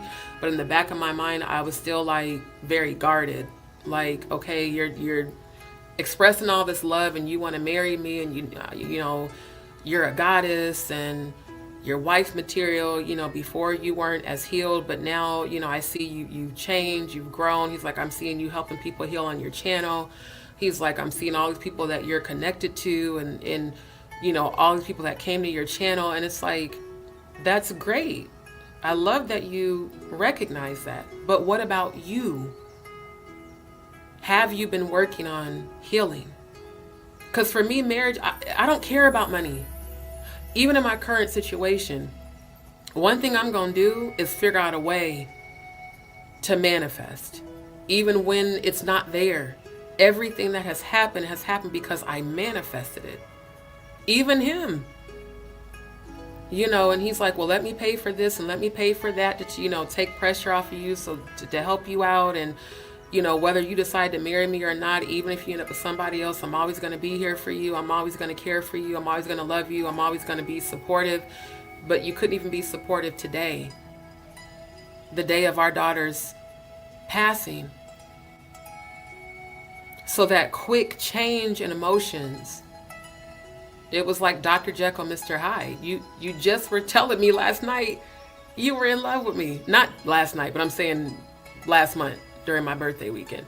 You just told me you were in love with me. You wanted to marry me. And now because I'm telling you that I can't marry you because you're not healed and I don't trust you and I'm not in love with you because I'm honest, you shut down on me. You hang up in my face. You block me on the phone. You block me everywhere because I'm honest. Not because I lied, not because I took advantage of you. I said most women would have said, yeah, I'll marry you just so that you would have kept paying for shit. I don't care about money. I care about if you can have a healthy relationship and if you're going to be a good father. That's where I'm at. Can you be the husband I deserve? Can you be the father that my children deserve? If you can't be that, I don't care how much money you spend. I'm not going to be with you. I'm not. The other person that I'm interested in is actually more well off than him. I don't care about that. You know why? That's your money. You could choose to give and take it away at any moment. That was exactly what my ex did. When I told him the truth about, no, I'm not ready for this, he cut everything off. Communication, financial support, emotional support. It was like, oh, you don't want to do what I say? Well, fuck you, I'm out. Those are symptoms of borderline personality disorder. The quickly changing emotions. None of the relationships have been stable for him. And then the low self-image, the constant comparing, his body to other people. And, you can get somebody who looks better than me and you can get any man you want. Yeah, I can, but that ain't even on my mind. What's on my mind is healing, restabilizing my life, and helping other people heal. Fulfilling my own goals, getting my movie produced, getting content out, supporting those who inspire me that I believe in. That's what I'm focused on. And it was unfortunate, like I said, it's like you have hope as the father of your child. Maybe he's changed. No, you haven't. So why would I marry you? It makes no sense. It says BPD is one of the most stigmatized even among some mental health professionals. Part of this is linked to the historical idea that BPD is untreatable, but we know in the case this isn't true. It says it can have it can be effective at reducing or symptoms. I guess this must be talking about the therapy. What is borderline personality disorder? Having BPD is usually associated with instability in relationships and self-image and emotions. If your self-image is contingent upon the approval of others, you got to work on that self-love. The instability stems from a fear of abandonment. So fear of abandonment and borderline personality disorder go hand in hand. A lot of people don't recognize that this is what they're doing until you go to therapy. Because it's the therapist that's going to point this out to you. They're going to show you how your behavior patterns in relationships are stemming from fear, which is a low vibrational feeling.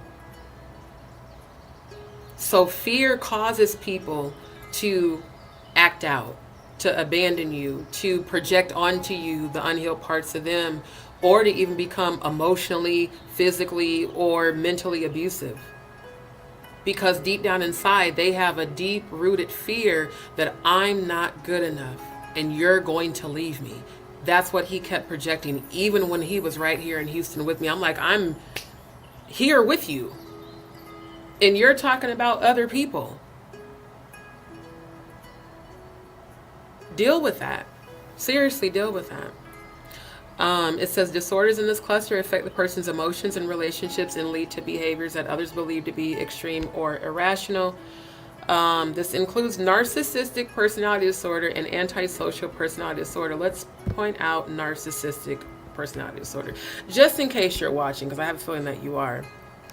And if you are watching, please heal. Seriously, I'm not even mad at you. Just please heal for yourself. Don't do it for me, because we're never going to be together.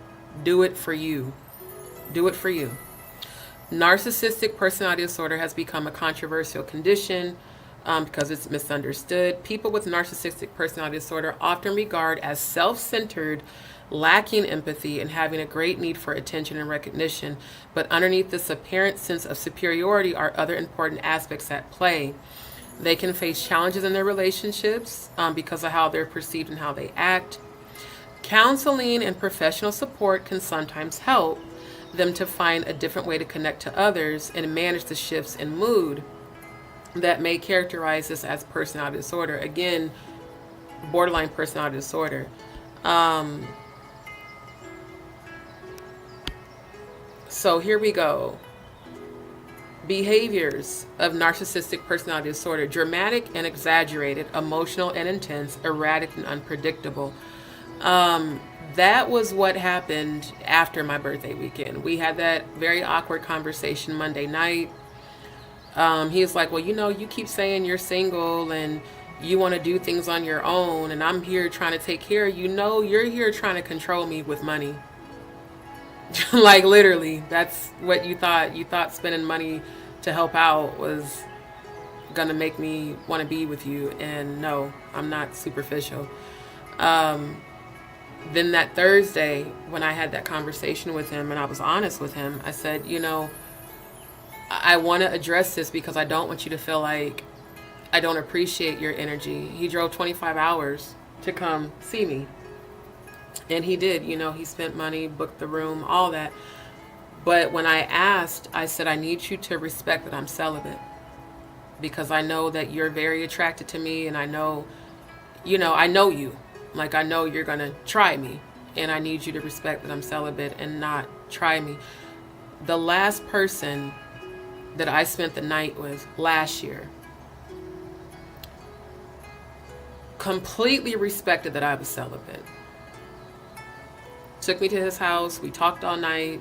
Talked about God, business, music, everything. He gave me intimacy.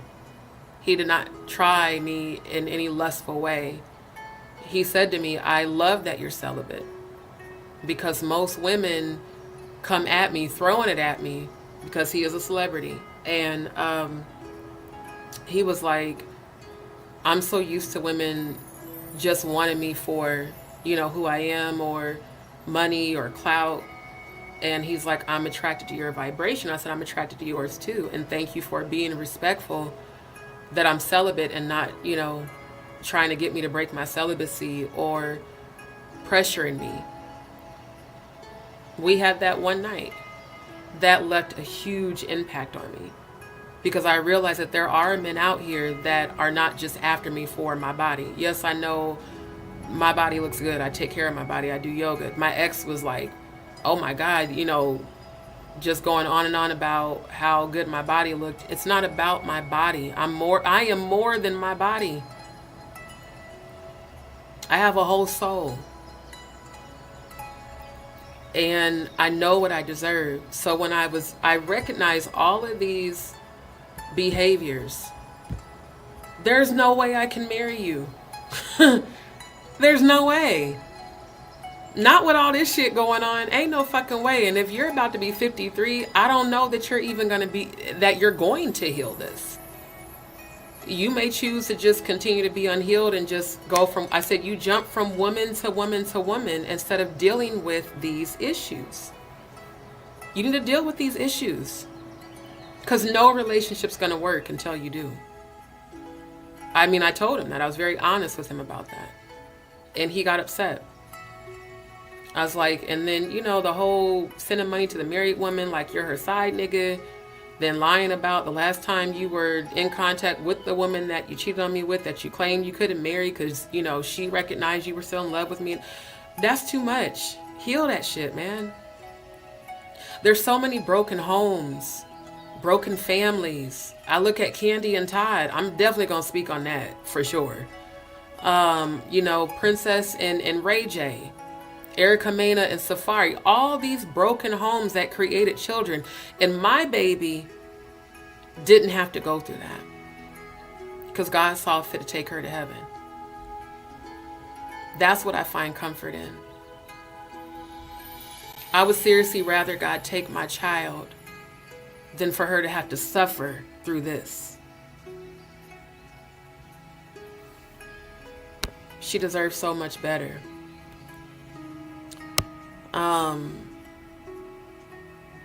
All these different things about attachment, what causes abandonment, abuse or neglect, death of a family member, unstable living situation.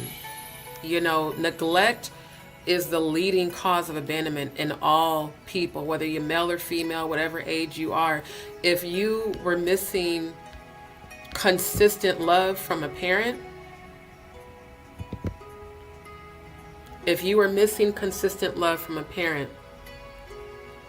it's gonna play out in your relationships. You're welcome, and I appreciate you too, for real. Like, that's why I chose to get on here and talk about this tonight, because it's not just about the miscarriage, it's recognizing the unhealed parts. And now I do understand why God allowed that situation to happen. I even understand why God brought him back. And I was told that by one of my homegirls that's a psychic. She said, your ex is coming back to see how healed you are. She told me before he even got here. She said, but he's not going to be consistent. And he's going to stress you out. And if you have sex with him, he's going to stress you out even more because he's going to be trying to control you. She's like, I don't see him sticking around. She was 1000% on point. And it's because of this abandonment. They have trouble communicating with other people. They seek out reassurance that others won't leave you. That's why he had so many different women. Because he knew all I got to do is spend money and this female will deal with me, that female will deal with me. That was the constant pattern when we were together. The reassurance from others, because just in case she leaves me, I can go run to her. And if that one leaves me, I can go run to this one. No, you're running from yourself. You need to deal with that shit. Constantly trying to get attention from your partner. Find that you're unable to fully trust your partner. Quickly jump from one relationship to another. I just said that.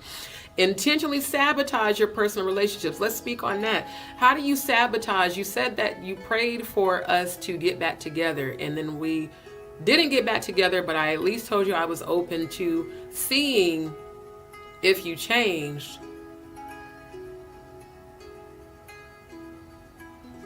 And then you sabotaged it because you couldn't force me to marry you. Force yourself to stay in unhealthy relationships, have trouble engaging in intimate behaviors, engage in abusive, manipulative, and coercive behaviors. He didn't even recognize that he was being forceful. I said, I said, how do you not see it? Well, how? I said, you keep asking me about marrying you. And you haven't even actually proposed, but you keep pressuring me. Well, I know I'm locked in for life. How do you feel? I feel like I need to trust you. I feel like that you can't come back around for a month and think that that is going to be sufficient enough for me to just agree to marry you. When the whole time I was with you, you cheated on me and abandoned me every time I held you accountable for your behavior. Abandoned me in Mobile, abandoned me in Florida, and abandoned me here in Texas. That's 3 times. That's too much. So then I had to go back and remember my own self-worth. Why am I even allowing this? Because he's the father of my child. Because of the history we had. A lot of people will go back to what's familiar, even if what's familiar is toxic. I chose not to do that. I chose me this time. I didn't choose to continue a toxic connection because you're not even worthy of me, let alone for me to keep, I'm not finna go through this shit with you. And I know sometimes, Scorpios were very direct and to the point that can come across as abrasive, but at least one thing he told me, said, one thing I love about you is you're always real with me. You always tell me the truth. I told you the truth and you couldn't handle that shit. Because of this abandonment, that fear. So that fear created the very scenario that you didn't want, which was losing me. That self-sabotage. Intentional sabotage. Well, let me leave you before you can leave me. There was no leaving me because we weren't even together. I was allowing you to show me that you changed, and what you showed me was that you didn't. And what that showed me is, my God, our daughter would have had to go through all this. She would have had to witness all this. Witness mommy trying to love daddy, but daddy doesn't want to work on healing. And now daddy's MIA. So I really thank God that our baby didn't survive. As painful as it is, I thank God for that. Because all of this, signs of abandonment issues in children, she would have definitely inherited that abandonment shit. Now, as her mother, I would have probably, had her in therapy. But think about that. Our daughter would have been 7 years old. I don't want a 7-year-old having to go to therapy because the father doesn't know how to heal. The father doesn't recognize that he's a narcissist. When he asked me, he said, how am I making you feel pressure because maybe I'm not seeing what I'm doing. I said, well, constantly saying that you're ready to marry me and constantly saying that we're meant to be. No. If I'm not ready, and then to tell me, well, I want you to come on the road, because he's a truck driver, I want you to come on the road with me, and I can't do that. I need surgery. Even today, I've been passing blood, speaking healing over it, but it's the reality. I can't be on the road with you. He got upset about that. Well, I thought I'm not. No. I said, we talked about it, but I can't just leave Houston and go on the road with you. I have a whole, doctor, all that. All my medical is set up here. And he felt like, well, then you wouldn't have to worry about coming up with money to pay for your room and to pay for this and pay for that. I said, God will make a way.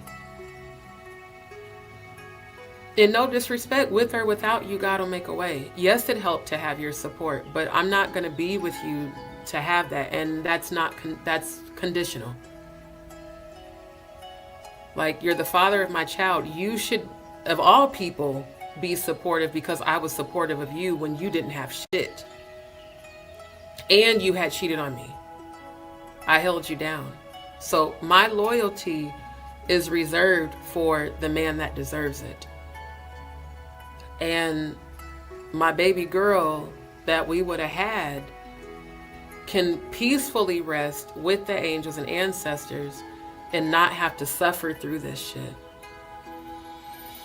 I love my parents, but the older I got, the more I recognized that they were just two very unhealed people trying to love one another that created a family.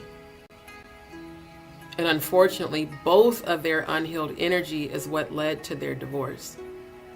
I'd rather be single than be unhappily married and have children and end up divorced. And now my children have a bunch of abandonment wounds and a bunch of emotional issues. It's just, in my opinion, not worth it. So I thank God for strength right now. I thank God that I recognize all of this and I don't judge my ex. I genuinely hope you heal for you. Please don't do it for me. Do it for you. Heal for you so you can be healthy. And like I told him, I said, maybe, you need to go back to the person that you cheated on me with because it seems like you like toxicity and she does. I don't like that. I don't like arguing. I hate that shit because I grew up in that. The constant arguing and fighting. I don't want to repeat that. That's why I sought therapy. That's why I still am working on my healing. I want to be the best version of myself before I get married, before I birth my kids. And if my 5 babies would have survived, they would have inherited all of my unhealed energy. So that's what I find comfort in, is that God has a purpose for divine timing. And sometimes things don't work out because there's healing that needs to take place. But healing is a choice, It's a choice, and it's something that we choose. So I genuinely hope, for everyone's sake, women who have had miscarriages, if you're going through, a toxic relationship, choose healing, choose yourself. If you don't know where to find a therapist, start with BetterHelp.com. If therapy seems daunting to you or intimidating, you can book a session with me. My video consultations are actual healing sessions. Everyone who has booked with me, I've channeled their childhood trauma.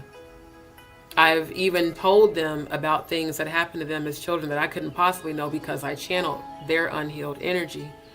So I definitely can assist people because I know the pain of trauma. I know all of these things because of what I've experienced, my own abandonment wounds. That's what led to me researching about abandonment. That's what led to me talking about it in my grief counseling and therapy sessions. So I really hope that everybody that does listen to this live, that you are inspired from me sharing my story with you. I hope that one day you find your healing. And like I said, for those that I met with Driving with Lyft, definitely feel free to reach out to me. I have availability if you want to book a session. I'm also offering a special because I know some people may not want to just initially book a 30-minute consultation up front. So I'm offering, you can book, and this is only for new subscribers, not for existing people that have already been booking. I will allow you to book a 15-minute reading with me over the phone for $25. That way I can assist you. You can, test my gifts, and then if you want to continue, book a consultation. But the reason I'm such a powerful healer and spiritualist is because of the things that I've been through. And because I chose healing. I chose to walk away from my own toxic traits, my own toxic ways of thinking, my own toxic patterns. I looked in the mirror when I realized I was an alcoholic. I was like, my dad would not want me to be this. D, you got to pull yourself together. And then after I lost the baby, I drank even more because I felt guilty about losing her. And I looked in the mirror and I was like, I'm not going to be a lush. I literally looked in the mirror and was like, I'm not going to be a lush. And I started back my therapy sessions, my grief counseling. And then I found my inner strength. And even after the counseling sessions ended, I continued to do the work on my own. Because I was like, I want to be healed. I don't want to be this person. I don't want to be toxic. I want to be the best version of myself so that when I do get pregnant again, I can be the best mom, that I can possibly try to be. Thank you, April.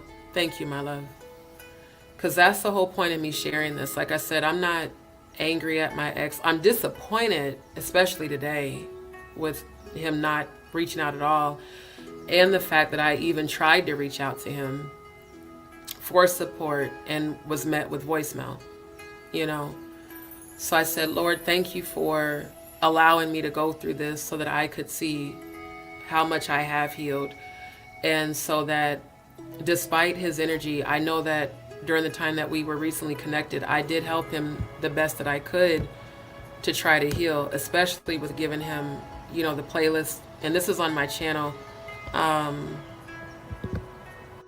Let's see, let me copy the link. That way you guys can, for those that might be listening to the live, you guys can actually click that link and listen to this entire playlist. It's all high frequency music. All of it is. And it's music to help you heal, I want everybody to find their healing. And I think, especially with Jaguar joining the channel and all that drama, I had gotten away from that. Because obviously salacious is what attracts views and clicks and all of that. But I'm a high vibrational high priestess. I'm a spiritualist. That is my job. That's why when I went to heaven, they sent me back here to help people heal. So the different things that God has ordained for me to go through is to do just that, to inspire other people. And at times when it felt unfair and it hurt, like yesterday, I was like angry at God. Like, why even let me get pregnant? Why did all this happen? Why did you bring him back just for him to hurt me again? And it's like, no, God brought him back to show me how healed I was and to show him and to help him heal. But I also realized part of my healing is I can't rescue everybody. I can't rescue people from themselves. It's something you have to choose. And so I choose me. And I thank God my baby girl is resting in peace, So that is what I'm the most grateful for. Thank you, my love. I appreciate that. And I receive that. Thank you. That's what I'm mostly grateful for is healing. And I'm not perfect. I am not going to say I'm perfect. But one thing I am is very patient, when it comes to those that I care about But even in patience, we have to release what no longer serves us. And if this retrograde has showed me anything, it's that. And not just him, other connections, so-called friends, relatives. If it's toxic, if it's draining, if it's not reciprocal, it doesn't deserve my energy. Just like I said, the trolls that were coming in the chat and, calling me transgender as an insult. That's not an insult. Not at all. Not at all. And y'all are ignorant and dumb as fuck for thinking that it was, So it's like, no, transgender women can't get pregnant. They definitely can't have miscarriages. And our channel is inclusive. This is a family. This is a safe place. It's a safe place for survivors of sexual abuse. It's a safe place for everyone who's a member of the LGBTQ community. I don't care who doesn't agree with it. You don't have to be on my channel. It's that easy to not click on the link, like for real. So I want to make sure that that's always at the forefront. And to my baby girl, mommy loves you. I never got to hold you officially. I mean, I held you when you passed out of me, but I didn't get to hold you fully birthed. I didn't get to see your smile or smell your hair or feel your little hand around my finger, but I love you just like I did. And I love all of my babies, all 5 of them.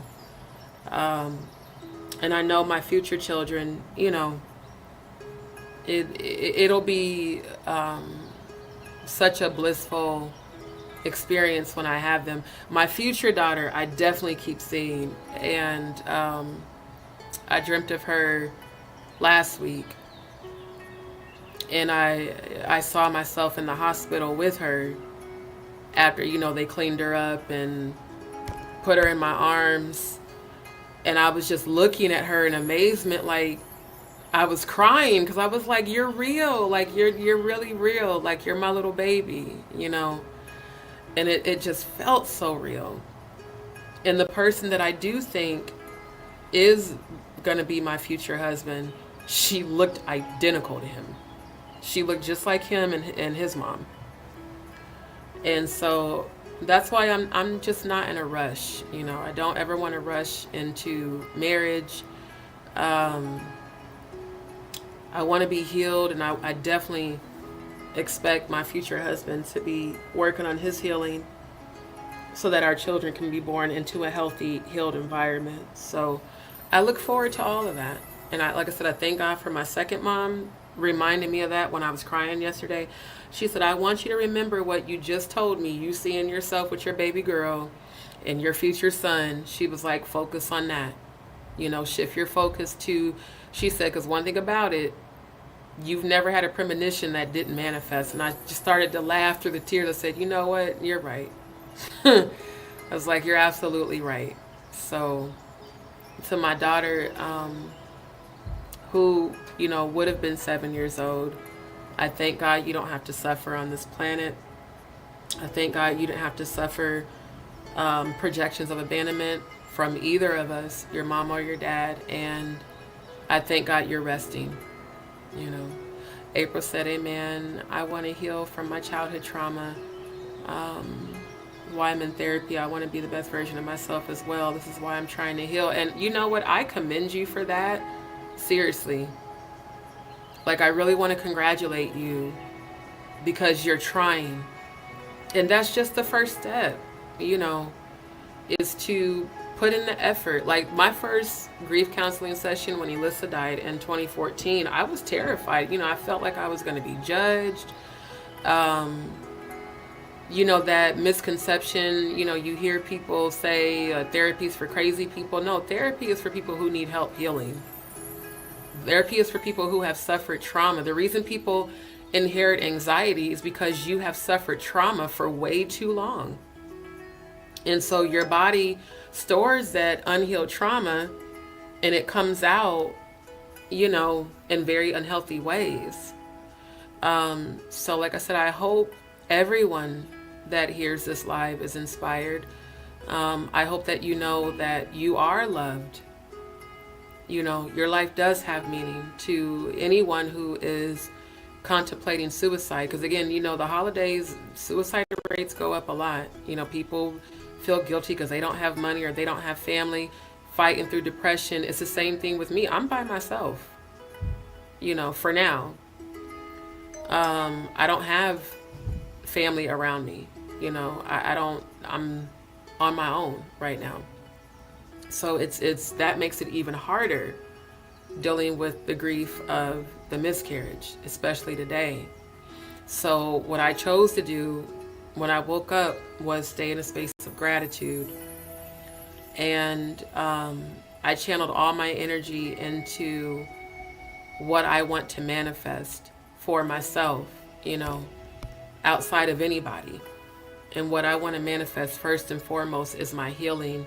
I definitely want to get this surgery done so that I can work again and, take care of myself. Trying to drive for Lyft was really hard on me physically. It was definitely hard on me emotionally because me being an empath, clairvoyant, psychic medium, feeling all those different people's energy. And for the most part, most of the people were nice, but of course there were, a few assholes and low vibrational people. And it just got to the point where I felt drained.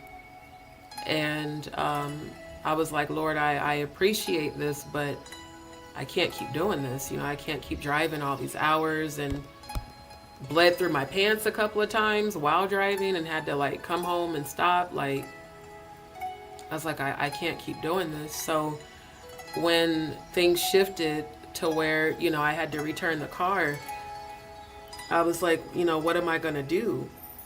Because I'm on my own, and I'm still dealing with this because my body needs to have this surgery done. And I just started shifting to gratitude. Thank you for my healing. You're welcome, my love. You're welcome. Thank you for my healing. Thank you for my new support system. Thank you for aligning me with my future husband. Thank you for blessing my womb to give birth to my future daughter and my future son. Gratitude mantras. Speaking of mantras, because I'm about to end this live, I'm going to pull 5 golden mantra cards for myself. I normally do this for everybody else, especially during the consultations, but, given that today is a heavier day because of the loss, I'm going to actually pull these cards to uplift myself. This is also another thing I do. I find positive outlets, positive things to focus on when I'm sad or that feeling of depression is trying to creep in. Depression during the holidays is actually perfectly normal, especially when you have suffered a loss. And, I speak healing right now over Cody, dealing with his dad. But sometimes there's a gospel song I used to listen to that says, sometimes you got to encourage yourself. Sometimes you're not going to have anybody there to uplift you. Like I said, I was disappointed today that I didn't even hear from the father of our baby. But then I was like, you know what, D, you got this. You got this. Just keep moving forward. First card that came out. I do not welcome things into my life that dull my magnificence and stunt my ascension. Confirming the letting go, the release. That's what this Mercury retrograde we just came out of. It was to show us how to release who and what no longer serves us, and what can be a way of thinking. Scarcity and lack. It's not just money. Scarcity and lack can be a form of scarcity and lack in love and support. All of that. Everything I touch turns into gold and invites lasting abundance into my life. I receive that. My vulnerability and ability to feel fearlessly are my superpowers. My vulnerability, which is why I shared my vulnerability with you guys tonight, which as a Scorpio is not always easy to do. My vulnerability and ability to feel fearlessly are my superpowers. I honor the beauty of stillness. Be still and flow. Be still and grow. Be still and know that I am God. I ask, I believe, I shall receive. My soul is a lighthouse that will help others find their way. I be loving these confirmations. I give myself grace when I make mistakes and veer off my divine path. So be gentle with yourself if you're grieving. Be gentle with yourself if you're going through a transition. And just focus your energy on the things that make you happy. Focus your energy on things that bring you joy, which is exactly what I'm about to do. I'm about to jump off this live, watch something funny, eat my dinner, then wash my hair and relax and honor my baby girl through the stillness of gratitude that she is not suffering. So I want to thank everybody that tuned in to the live. Thank everybody that participated in the chat. Shout out to our one and only mod squad, my good brother Cody. Shout out to all of you. April, shout out to you, my love, for seeking your healing. Keep doing that. Keep continuing the therapy. Keep continuing the healing. And that's the only way we can overcome these things, is to seek the healing. And to my ex, if you are watching, I do hope you heal. I really do. I'm hurt and disappointed that, I didn't hear from you today, but it is what it is, But just please heal for yourself. Do the work for you. I'm doing the work for me, and I'm preparing myself for marriage. And unfortunately, no, it will not be with you. So, hey, I'm moving on with my life. I'm grateful, and I'm moving forward. I'm moving forward. April said, this morning I was listening to this gospel song, Jesus Can Work. That's so funny. That's a gospel song we used to sing at church all the time. How'd it go? Jesus can work it out. If you let him, Jesus can work it out. I remember that. Matter of fact, that was one of my Uncle James's favorite songs in church. What's crazy is when I was driving for Lyft, every time I started out my shift, I played my gospel playlist in my phone. And people always loved it. They were like, oh my God, thank you. That's another way to cope, y'all. Gospel music. Y'all know I'm not religious at all. I'm very much a spiritualist, but I still listen and sing gospel music because I grew up in church. That song, Better Days by Leandria, is one of my favorites. The Anointed Pace Sisters, that whole album, His Spirit's in This Place, Finally, Too Close. I'm Too Close to Heaven. Like, gospel music is a good way to help raise your vibration when you're sad, especially if you're grieving. Listen to some gospel music. I promise you it's going to comfort you. I promise you it's going to raise your vibration. The song Everlasting God with William Murphy. I was just listening to it. Yeah. The Lord is my light and salvation. Who shall I fear? Who shall I be afraid? The Lord is my light and salvation. Whom shall I fear? Whom shall I be afraid? I will wait on you. That song is my favorite because it's a scripture. It's Psalms 27, 10 through 14. That one I kept playing over and over. And then Waymaker, Waymaker, miracle worker, promise keeper, light in the darkness. That one, even when I can't see it, you're working. Even when I can't feel it, you're working. That's not, I need people to understand, that's not just money, y'all. That's healing. When I was breaking down this week, I couldn't see how I was going to get through that. I could not see it. Even when I can't see it, you're working. Even when I can't feel it, you're working. I felt so just depressed about feeling like a failure as a mother, that I lost all of my babies. And then I had to remind myself that what God allows is for our highest good. Even when I can't see it, even when I can't feel it, I know you're working things out for me. So I thank God for that, I really do. I thank God for that. Yes, please continue. Please continue your healing journey.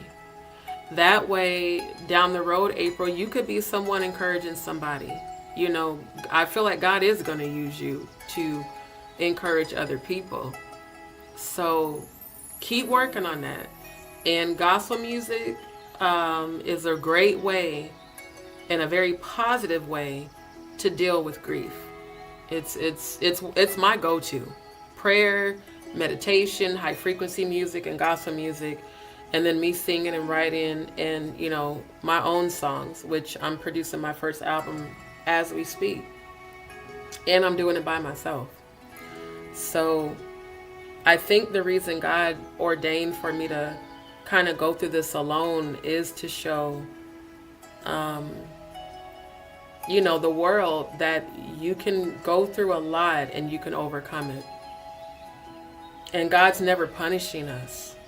Shout out to Funky Dineva, by the way. Y'all keep Funky in your prayers, because he recently announced his prostate cancer diagnosis. It really bothered me when people were like, see, that's what he gets.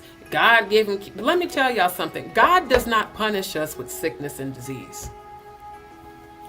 When I died and went to heaven in 2008 and came back, that doesn't exist in heaven. God's not a punisher. There are things that are divinely orchestrated in our life, sometimes to get our attention. I'm a 2-time thyroid cancer survivor. I remember commenting on that post and told him that God healed me with no chemo. Twice. God gave me that so I could be an example of strength to other people. It wasn't a punishment. I remember when Auntie Mickey was saying that negative shit on Stone Paxton's live. Well, maybe the reason she's sick. Nah, me calling people out for being full of shit is not I'm going through what I'm going through because God punished me. It's calling y'all out for being full of shit because y'all are. Straight up. So I can't stand when I see people saying stuff like that. They were like, well, he made a comment. I don't even know what comment he made. They're saying he made some comment about children with autism, and now he's sick. Y'all, the same people that be saying that bullshit, y'all gonna fuck around and end up with cancer yourself. You gonna blame God then? You gonna say that God gave you cancer? I need people to stop playing judge and jury, acting like you're God. No. So prayers up for Funky. Seriously. Prayers up for Funky Dineva. He was just diagnosed with prostate cancer. I'm speaking healing over him right now. Been following Funky since Candy Coated Nights when she was on Ustream. Part of the Funky bunch. I don't like hearing or seeing none of that, the negative comments and all that. My great grandma used to listen to that song all the time. Used to listen to that song. That song's just in my spirit. Good. Yes, yes, yes. And God will work it out. See, everything in life is your vibration. What you focus on, you give your power to, and you attract. The times when I've really, really struggled and I question God in those moments, it wasn't that I was being punished like the low vibrational dumbasses, the real rejects of YouTube, and especially y'all geriatric motherfuckers that shouldn't be paying attention to my channel. It wasn't that. It was a test for a testimony. The same places where I struggled at, God took me right back to when I started driving for Lyft, picking up passengers, dropping them off. It was to remember what God brought me through. There were super tough times. And to show me my strength. It takes a lot of strength to keep persevering when it feels like life is unfair, when it feels like Job, all these things that happen, why would God do all of that? It wasn't to punish. It's to use as an example of faith and perseverance. So you're welcome, my love. So I want y'all to be inspired. Like I said, keep Funky in your prayers. I believe he's going to be healed. I really do. And I speak my own healing. I know that, God is opening the doors for me to have this surgery where I won't have to be dealing with this blood. The woman with the issue of blood in the Bible, I've been really, reading a lot about that, where Yeshua, the true Christ, told her, you're healed by your faith. It wasn't because she touched the hem of Christ's garment. Her faith healed her. My faith my faith is healing me. I speak healing from my crown down to my feet. And I definitely speak healing to my womb. And I speak healing to my broken heart about my babies. It's heartbreaking losing children. It really is. And And I thank God for these women of faith, you know, my second mom, my auntie, even my own mom, you know, all these women who experienced loss. You know, my second mom lost my best friend when she was 33. Alyssa died when she was 33. And I know that this time of year is not easy for her either, but she's so strong and she's encouraging me, you know. My auntie that passed away, her unrelenting faith in God. She didn't give up. Everybody told her, stop trying to have kids. She was like, no. She just kept going. So I appreciate you guys. I love all of y'all. Come back. I'm not sure. I might do a live tomorrow. Honestly, it just depends on how I feel. Because I do want to speak on Candy and Todd, Rayford, and Princess. I told y'all he was going to get arrested before the end of 2025. It's crazy that he got arrested on Thanksgiving. I'm going to speak on that. I'm going to speak on Jonathan Hayes' case, you know, against Diddy. And shout out to Jonathan Hayes, by the way. He's been sending me a lot of links. And I'm proud of him. He's making the news. You know, I try to say, you're going to get justice. So shout out to all of you that support the channel. Shout out to all the new D's peeps. Thank you for the new subscribers. Y'all, again, don't forget to like, share, and subscribe. If this is your first time tuning in, don't forget to like, share, and subscribe. Like the video, like the video, like the video. And then don't forget to subscribe and follow me on Rumble, because all of my uncensored content will be on there. And we will be doing the watch parties, the Pizzagate watch parties soon. So I love y'all. I appreciate y'all. Thank you for your help. And thank you for your encouragement and your support. It means so much to me, family. I will talk to y'all soon. Have a beautiful night.